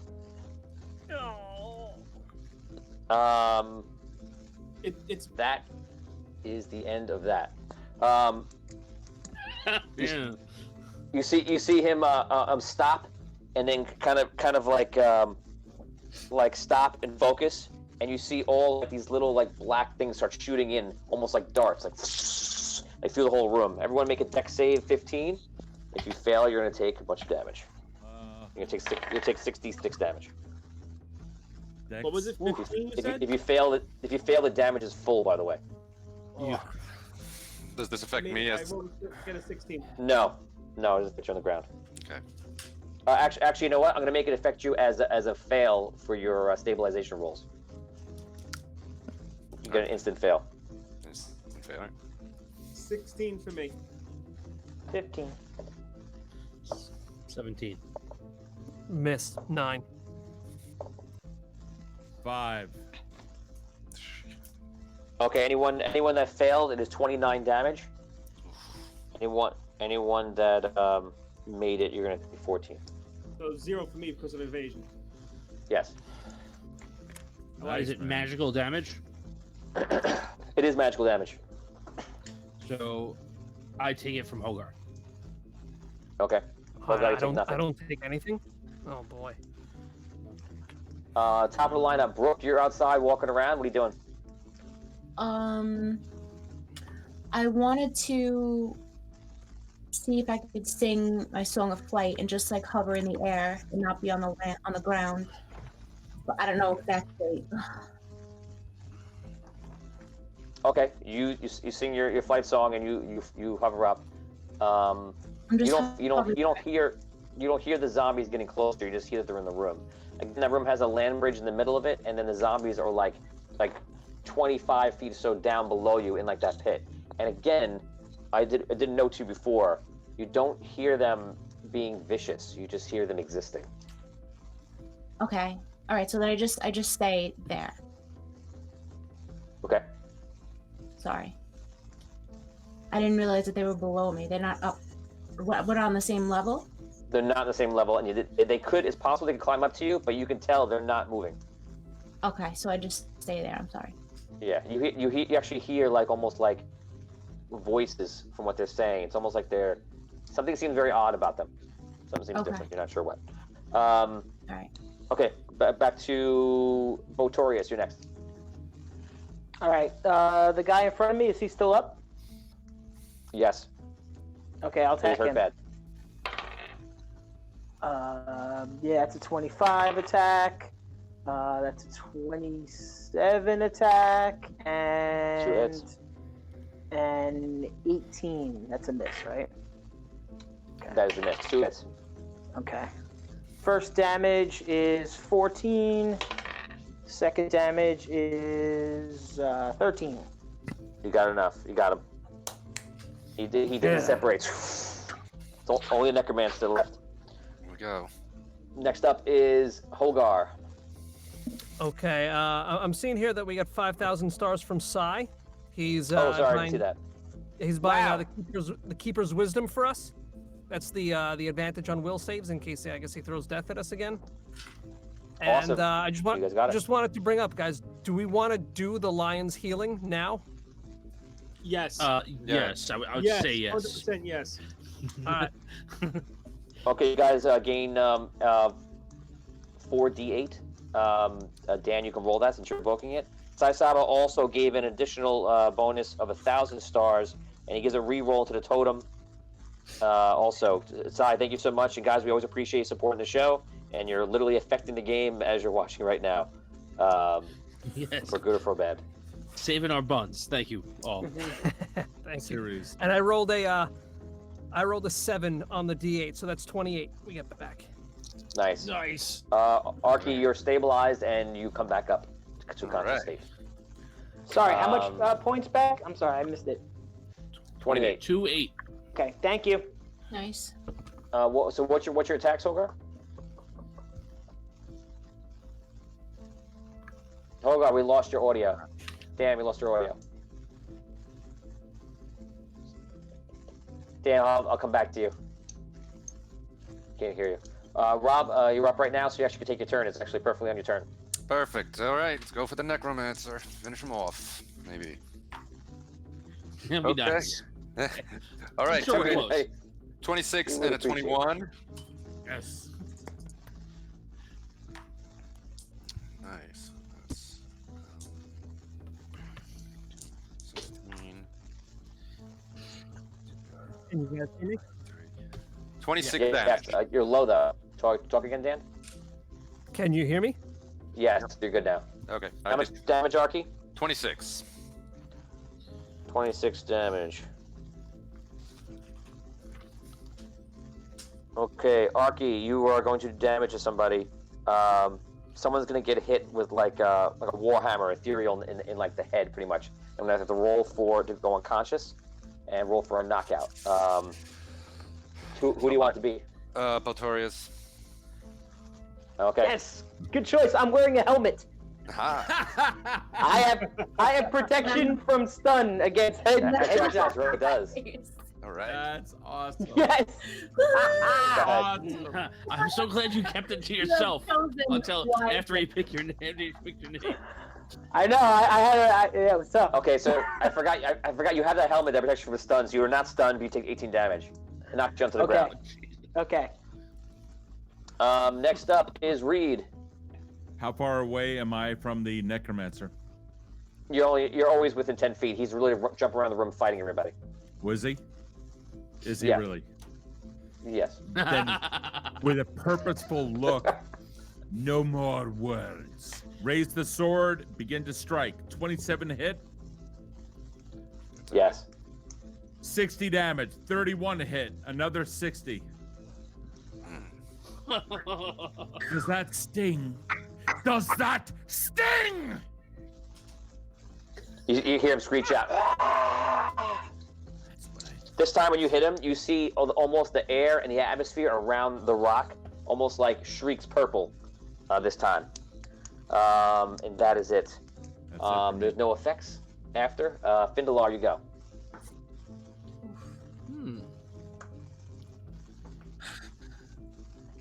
Okay. I will. I'm sorry. I was just taken aback by what you said. I will. I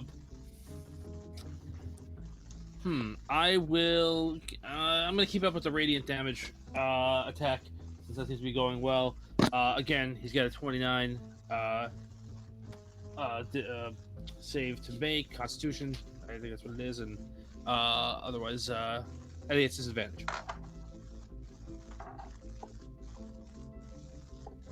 Fail. 16 damage. Pick a person to burn somebody's face. Whose face do you want to burn, Tom?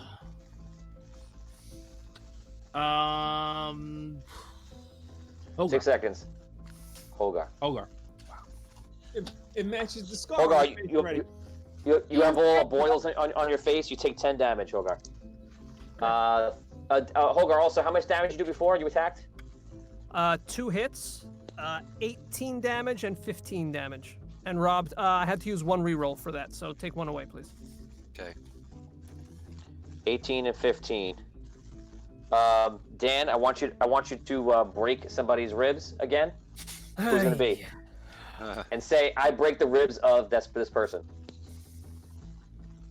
I break the ribs of Botorius. Botorius, you fall on the floor in pain. Botorius, you're gonna take. Bo's getting hurt. Botorius, you're taking 15 damage. Okay. Thistle, you go. All right. 25, a 34, and then an unnatural 20, which I had to use one of my personal rerolls to achieve. Okay, all hits. Okay, so it's 22 damage for the first attack, plus 12 backstab.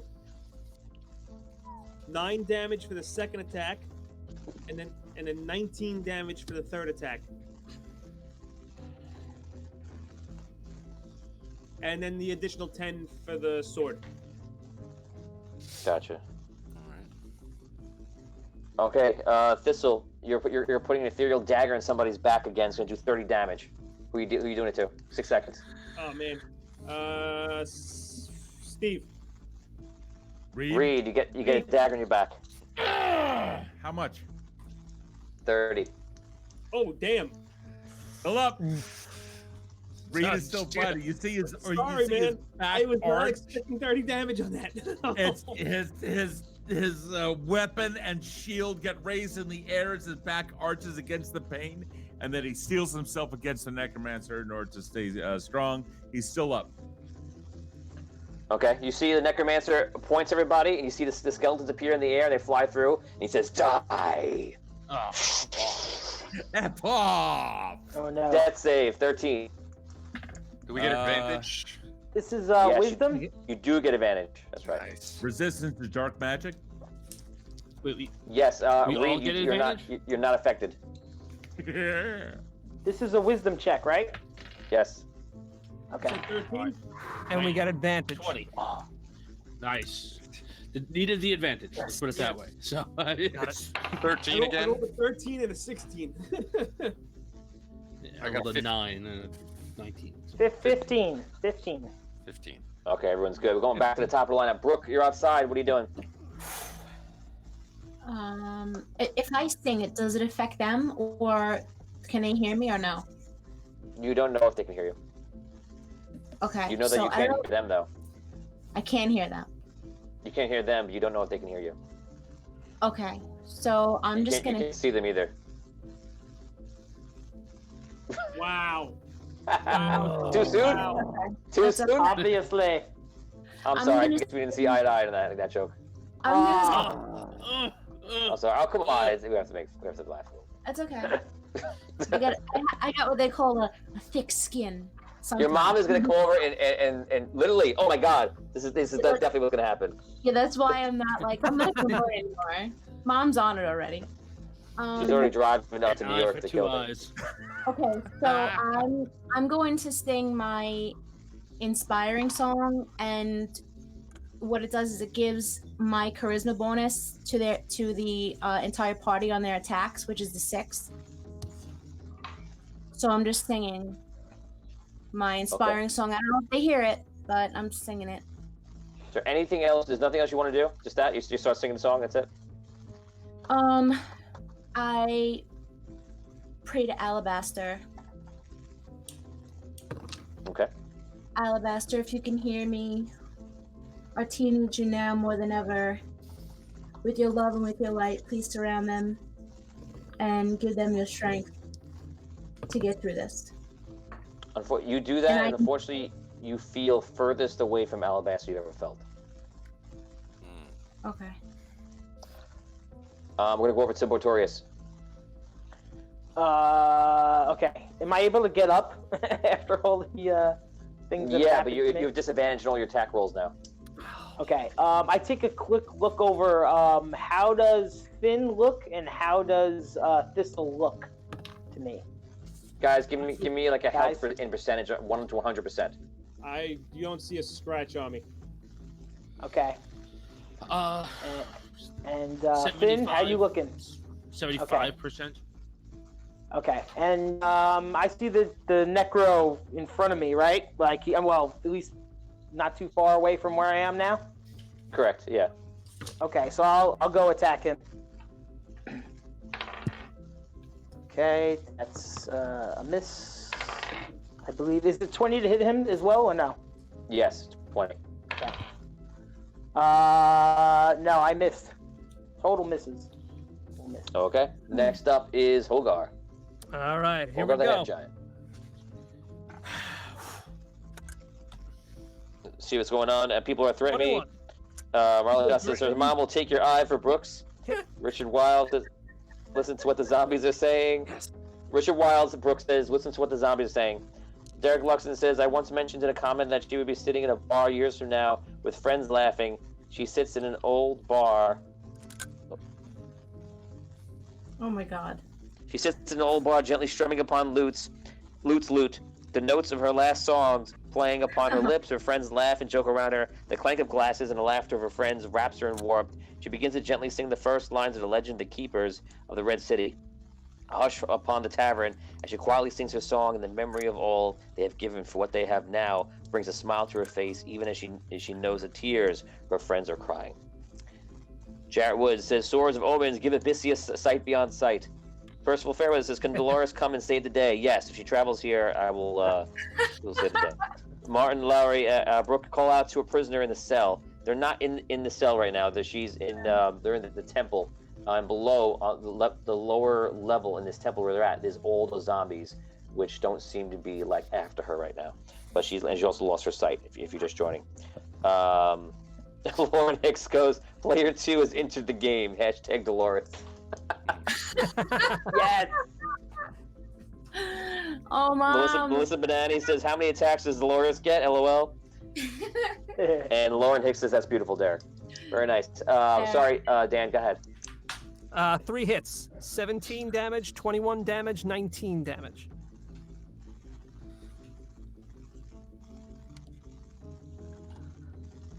Is he still up? Yeah, he's still up. Oh.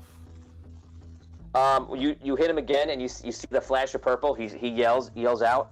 I need you to do 20 damage. You're breaking somebody's nose. Whose nose you gonna break, Dan? Thistle. How much damage? This will take 20 damage. Oh my god. What hell? Reed, you're up. No, Arky, you're up. Sorry, Arky. Rob, you there? Yeah, Okay. trying to think if I should take a potion. No, I'm gonna put everything to trying to finishing him off. Is he like? Okay. Is he even like blinking a little bit? Is he like? Does he look at all like impacted? Oh by yeah. the work? Yeah. Oh Okay. yeah. He looks very hurt. And my Like a- song did nothing, right? My song didn't add the damage. Did it affect that? Guys, I'll make a chance to this because I don't like having the hammer of plot control things. So everybody roll d20. If anyone rolls a 20, Brooke's song permeates the No. vortex. Negative. I would. No. Natural 20s. No. All right. Unless you roll for a 2 also, Brooke. Roll a natural 20. Oh,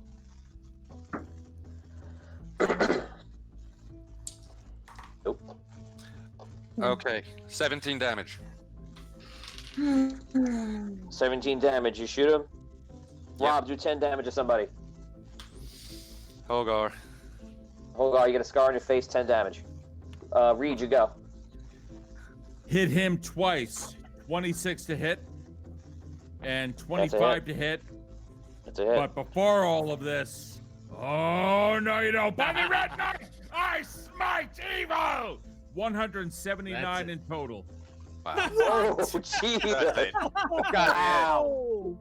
Come on, man. Come on. You couldn't do that like 7 rounds ago. Wow.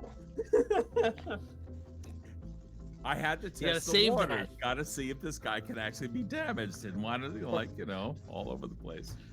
Smart playing. Trying. For Abyssia! And then I spit on him. Thank you, Reed. You're welcome. Okay, so you hit him pretty bad. Roll one-time roll. You can't re-roll this. D20. If you roll natural 20, it'd be instant kill. Ends this battle. And you gotta move the camera to it if you say 20. Oh yeah. Oh, I'm gonna do that right now. Hold up. All right. Hold up. Here we go. Wait a second. Let me get this in frame. Okay. I'm as a guest, it should not be me doing this. I'm just letting you know it should be one of you. But hold up. All right, you ready? All right. That's a 6. It's a 4 and 6. Alright. Okay, guys. So you see him swing Fraggeratch. You see the arc of the amber light that follows Fraggeratch down. It swings through him, and you see him shriek out in terror. And you see almost like something happens around the atmosphere. He's still going. He's still alive. You guys done a tremendous amount of damage to him. That really did a lot. Because of the hit, I'm actually going to allow just for the. I feel like it'd be appropriate. You feel some of the barriers kind of break around you, almost like something that was holding up is something that was contained is now set free. Brooke, you hear Brooke's voice. I'll allow her enchantments to come through as a perk for that tremendous hit. And also, Reed, who senses this the most, you sense the first time, not from the vortex where you came in, but you sense for the first time that there's actually in this, the most evilest of domains, that there's actually good hiding somewhere, almost like being captured. Something is around, being hidden from you, out of sight. Looking around with bated breath. Everyone, continue your fight. There's something here that is of good nature, and he doesn't have control over it. Let your wounds be healed. You need it, you call upon me. But this does not end until this evil is dead. Vindelar, you're up. I'm stunned by his emotional velocity. I just don't know if I can.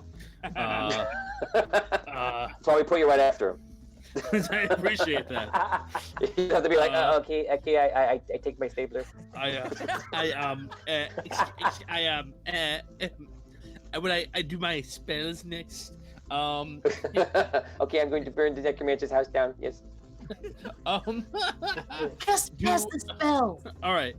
So, all right. And I'm sorry. He did not tell us. He did tell. He said there's something good here, right? Yes. That's beyond his control. And there's a pool in the middle of the room. Is that correct? A pool of. No, it's something? not a pool. That's a wall.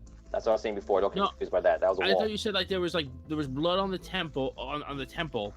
Oh, and on the altar. I'm sorry. There's etching on the altar of all like blood magic. Oh, and you know, in the past, there's been about 2 or 3 times they've had that in the game, and it's always been for summoning something or dealing with something that is outside the normal realm. So, whatever you think of that. Okay, I'm not going to attack him. I'm going to cast Bigby's hand and try and push the altar over. Okay. Make a intelligence roll for that.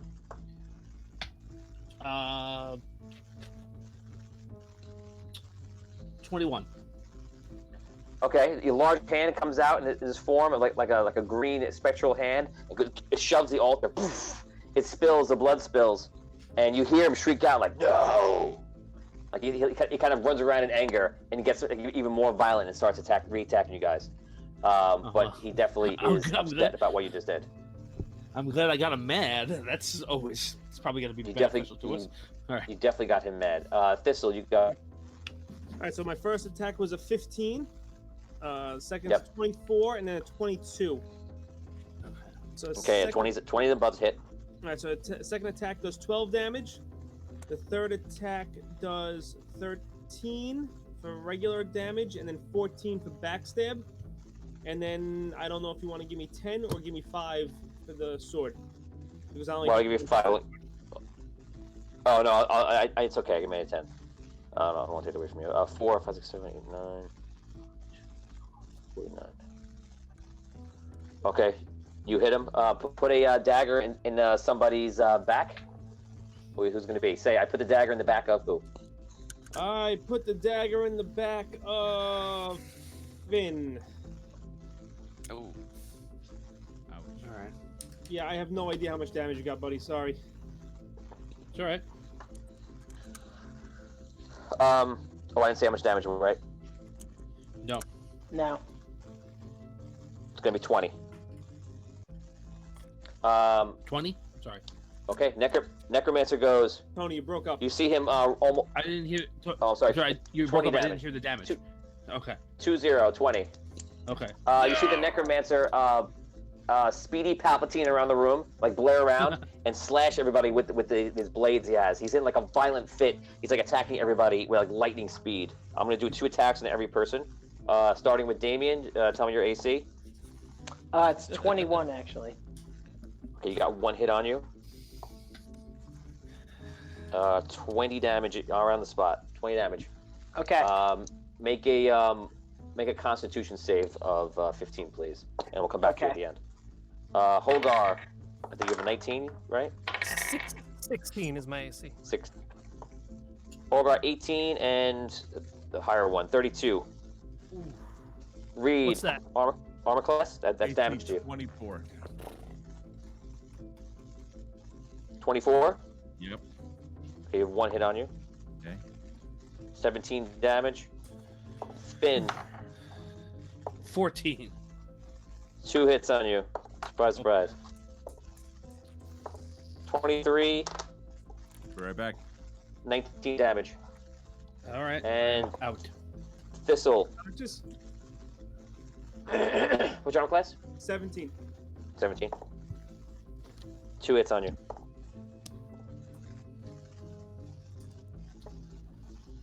$16 and 24 damage.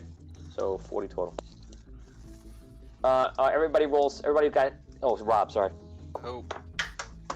Oh, I just rolled off. Miss. It is a critical miss. I'll tell you what. Because I formed my own rule. I will ignore what was about to happen to anybody who failed the Constitution saves. Yes. So no Constitution saves. You get the critical miss. For the record, I made it. You made it? Okay, I'll do it to the next one then. No, I'm kidding. Wouldn't that be nice? Okay, so he runs around the room and attacks everybody. Findalar falls to the ground, and we're back to Brooke. Brooke, what are you doing in the room? So I can hear them, like, I guess, did I hear them crying in pain and stuff? I heard them getting hurt. You Either can way. hear them a little bit, yeah. You know it's going through, but at this point, you have a connection. So I sing my healing song, and it gives them each 5 healing points, a +5. Okay, everyone gained 5 hit points? Yeah. Tom, that might healing put you back up to positive. Okay. That wouldn't put me to positive normally. So you're saying I'm at No, you automatically Oh. 0 or when you die. It'll put you to 1 then. Yeah, it just brings you to 1. okay. 50 stars coming in from Scott Weber. Anyone else have a sneaking suspicion that this is supposed to be a TPK on everyone in order to win or something? No, it is not that. This is about figuring out the answer, doing the right thing, and or beating him to death, which could happen, I'm sure. And without saying too much. Derek Larson, he will, but all the damage they're doing is pointless against the Lich until they destroy whatever is keeping him alive. We are past that point. I'll tell you, you're past the point. You're literally attacking him at his soul, at his weakest. I guess I'm not going to comment anymore. So Brooke, you do the healing song. Botorius, you go. Any attacker guys, roll all your attacks now, if you haven't yet. Okay. Botorius, go ahead. All right, I'm gonna attack him. Okay.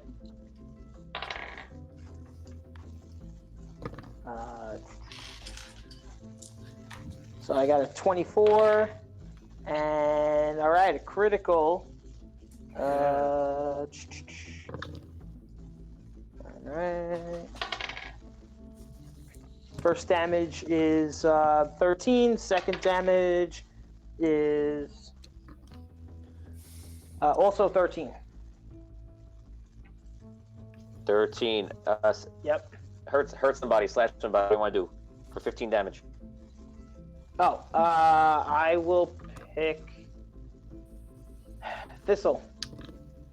Thistle, 15 damage. Okay. Reed, with every hit, you don't go now, but with every hit, you feel the Necromancer is like trying to hide something even more. Like it's almost like he's losing his grasp on something. Holgar, you're up.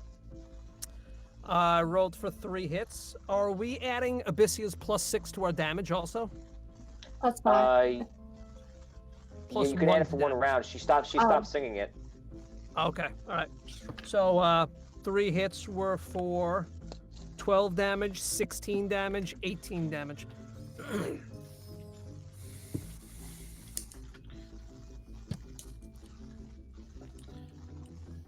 Nice, 46 now. Got it. Break somebody's ribs. Oh God, Dead. again? Yeah. 6 seconds. 6, 5, 4, 3, 2, 1. Botorius. That was close. No, his ribs are already broke. You know what I mean? Damon, you're on the ground. You can't fight more. Because that's the second time. I hear that. Okay. Arky, you go. Okay, I got 1 hit for 19 damage. 19 damage. Got it. 2 damage to somebody. 10 damage. Holgar. Holgar, take 10 damage. Reed, you go. I hear Bo go down. Yes. Is he within range? You even hear the crunching of his bones. Yes. Shit. So he's very close. All right. Run. How far away? How far away? Like close? About 15 feet. 15 feet. All right. Screw it. All right. One last stab. I have wounds everywhere. I have blood gushing out of me. I am running with a limp. I'm gonna take one more swipe at him, and this one's gonna be forceful in an attempt to push him away. One hit, 26 to hit, 103 hit points with another smite evil. Turn around, run over to Bo, and lay on hands for 53. Okay. 53. Are you laying on hands as a bonus action? How are you doing that all in one round? I know that he gets 2 attacks per turn, but I don't know how many actions he gets. So this is called improv, and you correct me. So I think you can even do one or the other, unless laying on hands is a bonus action, which I don't remember. I don't see anything in here that lay on hands is. Rob, it are you is looking at it up? as an action. Yeah, I'm checking right now. It's an action. I don't see anything okay. here as a bonus. So you can do one or the other. So I'm going to say you probably do the attack because you've done the damage and everything. I did do the damage. However, he's more important. I said I would go down before anyone else does. I hold true to my vow. So you want to... I go to Bo and I heal him for 53. Okay, Victorious, your bones fuse back together and you heal 53 damage, and you feel like you can breathe normally again. Findalar, you go. Thank you. Findalar. All right. I just got messaged by Evan that I got powered up again. I don't know if that's official. Evan's got pipelines in. But I the first thing I'm going to do, because this is what I was going to do at the beginning of the round anyway, I'm going to use the Ring of Pandaria and beast shape into a grizzly bear and try and bum rush that altar to knock it over. Oh my god. Wow, okay. You turn into a bear and you bum rush it. Give me a strength check. You did knock it over before. You want to knock it off the platform if you're trying to do it, right? Yeah. I didn't know. I didn't realize I knocked it over. Yeah. Before you knocked it over, it was successful. Yes. If you want to change what you did because you received it correctly. Yeah. I'm sorry. Yeah. Okay. While you're going, Scott Weber says all about somebody else for a bonus action dramatically smash the statue. 100 stars. Wally Waters saying hello, seeing Paladins. Tim Shanks is reading the comments. People are freaking out. Sorry guys, I'm doing a lot of work over here. Everybody wants you to destroy the statue. There is not a statue in the room. They mean the throne. Or the throne or the altar. Basically, it's all in there. There's no statue. Let's see. Derek Luxon says he will, but all the damage they're doing. Oh no, it's before. Jared Wood says destroy the statue. Whatever that I think they mean the throne. Lauren Hicks just says go. Tim Shanks agrees. Dave Collins says don't pick anyone and drop out of the well.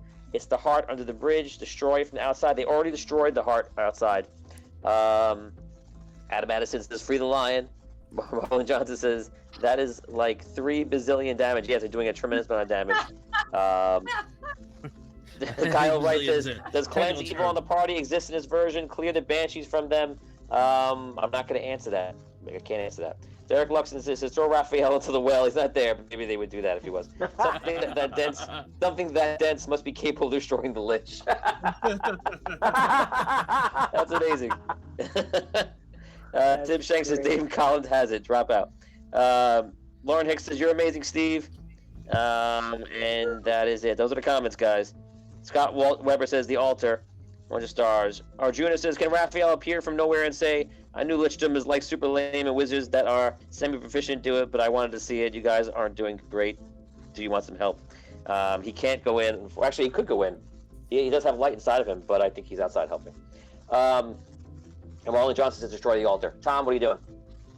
Okay, I'm going to cast Chain Lightning on the altar and have it bounce to the throne. Yeah. Okay. Give me intelligence check. Give me a 15 or above, and you can successfully do both. That's a natural 20, so 27. Nice. Okay, there you go. Nice. So you hit the altar. It explodes in a pile of rubble. The bones explode. The same thing. You guys can even feel the sense of good that Reed was feeling, and Reed, you feel it epically. Like it's almost like a thin veil is keeping it back. You've got almost it.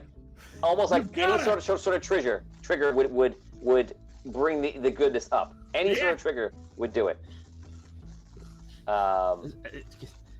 Can someone pull a trigger? Thistle turns around and he yells to Reed, "Reed, use that sword! It was Thawen's!" So Thistle is saying it was Thawen, an epic, legendary, and ancient king who had a sword, a Thawen. It's been in this quest for like 25 plus years, and Reed is holding it right now. It does 5d20 damage, and it's amazingly and the most holy thing in Andaria. He's literally holding it right now. Oh my god. Reed, do you say anything? Or no, you want me to skip? Mitch, the altar? No. The altar destroyed. Okay. What am I hitting? Use it to pull that wall. I couldn't Brooke, hear you. okay, Brooke, you're up. Brooke, what are you doing outside? Summon the energy. I have one more song left. I'm just waiting right now. Okay, no turn. Brooke's first. I will. All right, I'm gonna attack. Keep attacking them. Go ahead. Hold on. Roll your attacks. Arky, roll your attacks. All right. I got Go. a 28. And miss. Okay. All right, 24.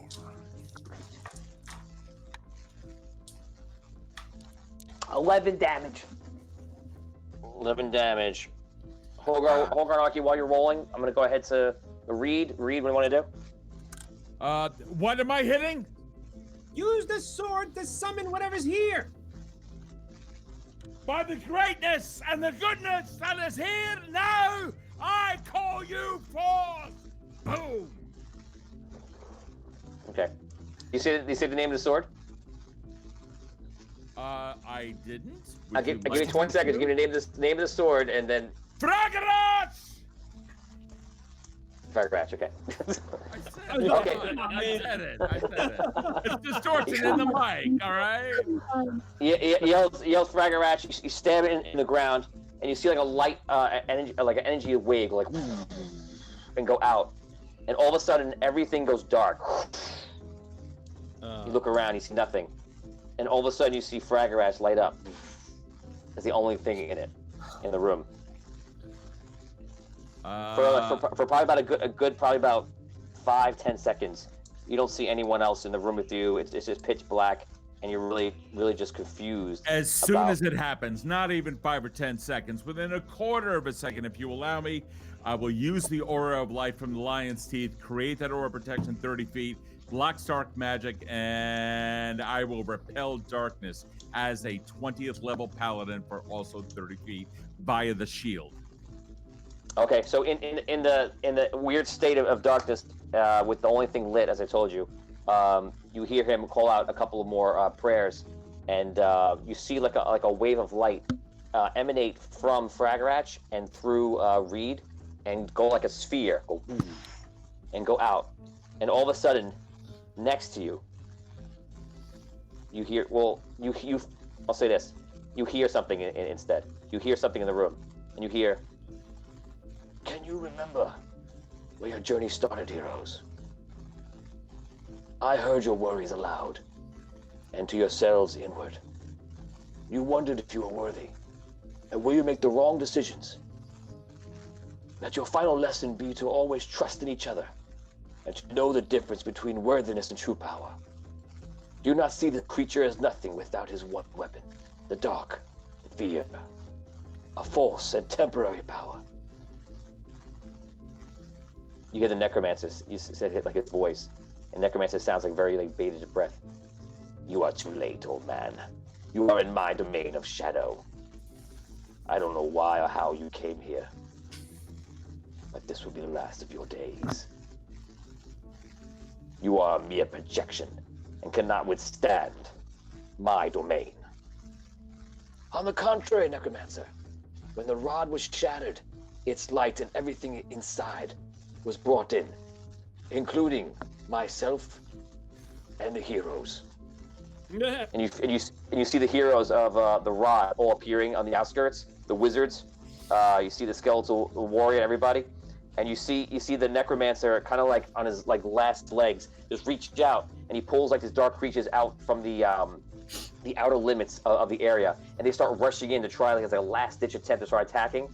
And you see Alabaster appear like in his yellow robes. He puts his hand up. You see like a sword of light appears, and he puts his hand on Reed, and he goes, "For Andaria." And he like runs across and starts battling all the guys, battling all the dark creatures. You see all the heroes immediately just start appearing, and they all look ethereal, like in this domain, and start just going around the room attacking. Within moments, you see the dark creatures being repelled, and you see if they're not repelled by Reed's sphere, you see them being destroyed by the heroes. This lasts for maybe like 30 seconds, and before you can even act and help them, you see everything all finally, like all of a sudden, like disappears at one time. All the dark creatures disappear, and all the heroes disappear, and Alabaster is there, standing there, almost like looking victorious. And you see the necromancer kind of stops, and almost like all his magic is done and wiped out. And he's like just like limps back, stands there, looks around. I should have won. This cannot be how it ends. And he floats up, dissipates, and you feel the evil is gone. You have succeeded in defeating the necromancer. Congratulations. Yeah! Oh my god! Deed's not done. Where is our missing comrade? Where is Abyssia? You guys are sitting there. You realize that Abyssia is outside of the vortex. You weren't sure if she got moved somewhere else. You can hear her outside, and she can hear you outside. And you also feel at the same time that this vortex is like starting to close and collapse. So it's probably time to leave. Yeah. Raise your hand if you leave. Come now, my complete friends. control. I still have it in me to protect you on our way out. You did it. Good has finally triumphed. Come in now. Let's go. Let's go. You guys leave the vortex, and you see Abyssia is out there, and the light all of a sudden comes out of the vortex, blankets over everybody, and all of a sudden shoots you up. And within a much faster period of a couple of minutes, you guys appear outside on the sands, like thrown out of the thing onto the desert. Those of you that have broken bones and cut and slashes, you feel terrible and you feel like garbage behind you, but you make it outside. Behind you, you see almost like a swell of power come up, and the light is amber again, shoots up into the sky, and you see all the clouds start to part and move away, and the light from Andar, from the sun, begins to shine down from everything else. Looking in the city, in the Red City, you see a lot of the dark creatures and the zombies begin to like fall to the ground and get weak. And when they're weak, the warriors are fighting, take advantage, and start killing them and defeat them. Some of them dissipate, disappear, and you see everyone is just starting to come out of their houses and cheering like, ah, "It's over! We won! We won!" Everyone's celebrating. And it's all the miles throughout the whole city. You see people on top of buildings, everything else, and cheering, everything else. And you see, eventually you start walking towards the city, slowly and then beat up. You don't say much. You're kind of just enjoying the moment. And you eventually get into near like the city walls. So you return, is my official thing here. So you return to the world of Andaria to a badly hurt but not beaten Red City. Behind you, amber light shoots up to the sky and then pulses into a large blast. The hole in the sand closes up and the sky is becoming less and less purple. The storm is parting. In the distance, zombies fall to their feet and the last ones are being killed off. You walk back into the gates and see the king and queen, both hurt from battle, walking up to you, with a few paladins and wizards around them. 2 mage teleports in with Onyx. You see Celifair and Jacinda as well, and you see many other heroes. Townsfolk begin to fill the streets and begin cheering. They begin to shout hero over and over. In a second, it builds into a roar of cheers, louder than you ever could have imagined. People shout thank yous. Mothers grab their children and begin dancing in the streets. So for the next couple of minutes, you guys are start celebrating. And again, it coincides with the parting of the, yes, thank you, Tom. Dub jub da da da da da.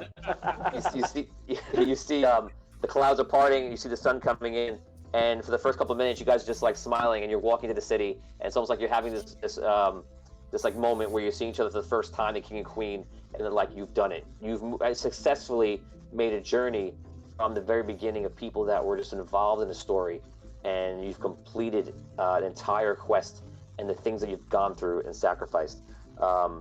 Brooke, unfortunately, at least for now, you have a bandage over your eyes, and but you actually can still see a little bit with that kind of purple vision or that scent you have.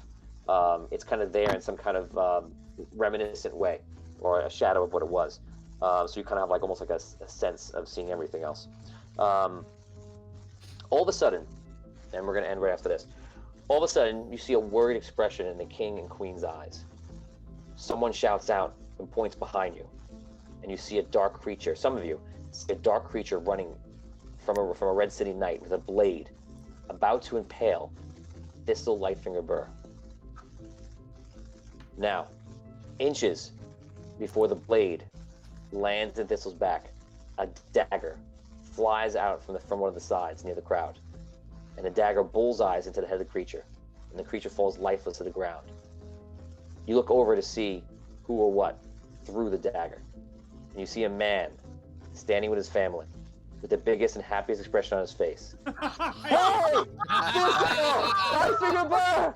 It's me! Carlinga! Hey! Hey! Family, this is the guy I was telling you about! And look, this is my little Carl Jr., Carlos, and my wife Carlita!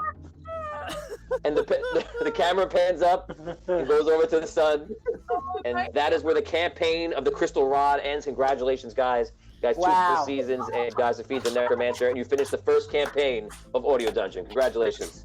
Yes! Great job, everyone. Can we go get some shawarma? Wow. Yes. Yes. Yes, I think about that all the time. The time of shawarma from Iron Man. It's great. Guys, thank you for playing. Man. Thank you to all our guests today that came down, Melissa and Vin Bonani, Taylor Zacondo, and Steve Krause. Thank you, everyone, for coming on the show today. Thank you to the Audio Dungeon crew. Thank you to the staff. Thank you to the fans. Thank you to everybody who supported us. We have a lot more story to tell, and we've just completed the first leg of that story. And it's been a great and fun story to tell, and I'm so happy to have you guys with us. And as always, we hope that we're a slight bit of happiness in these dark times, and we're happy to be here, and thank you for being here with us. And to all the first responders and the people on the front lines, we appreciate all that you guys do every single day. On behalf of my Dungeon crew, thank you so much. Guys, join us on Patreon, Dungeon Dwellers, Facebook, Twitch, YouTube. Follow the show. Go back and watch it from the beginning. You'll see a lot of great things. And for Audio Dungeon, I'm Tony Hansen. We'll see you guys in the after show if you're a part of it on Dungeon Talk. And everyone, all the guests, if you're still here, if you're on the show, please come on Dungeon Talk. We have the most epic Dungeon Talk right now for about 15-20 minutes. Thank you guys so much. We love you. We'll see you soon. Good night, everybody. Good night, guys. Thanks.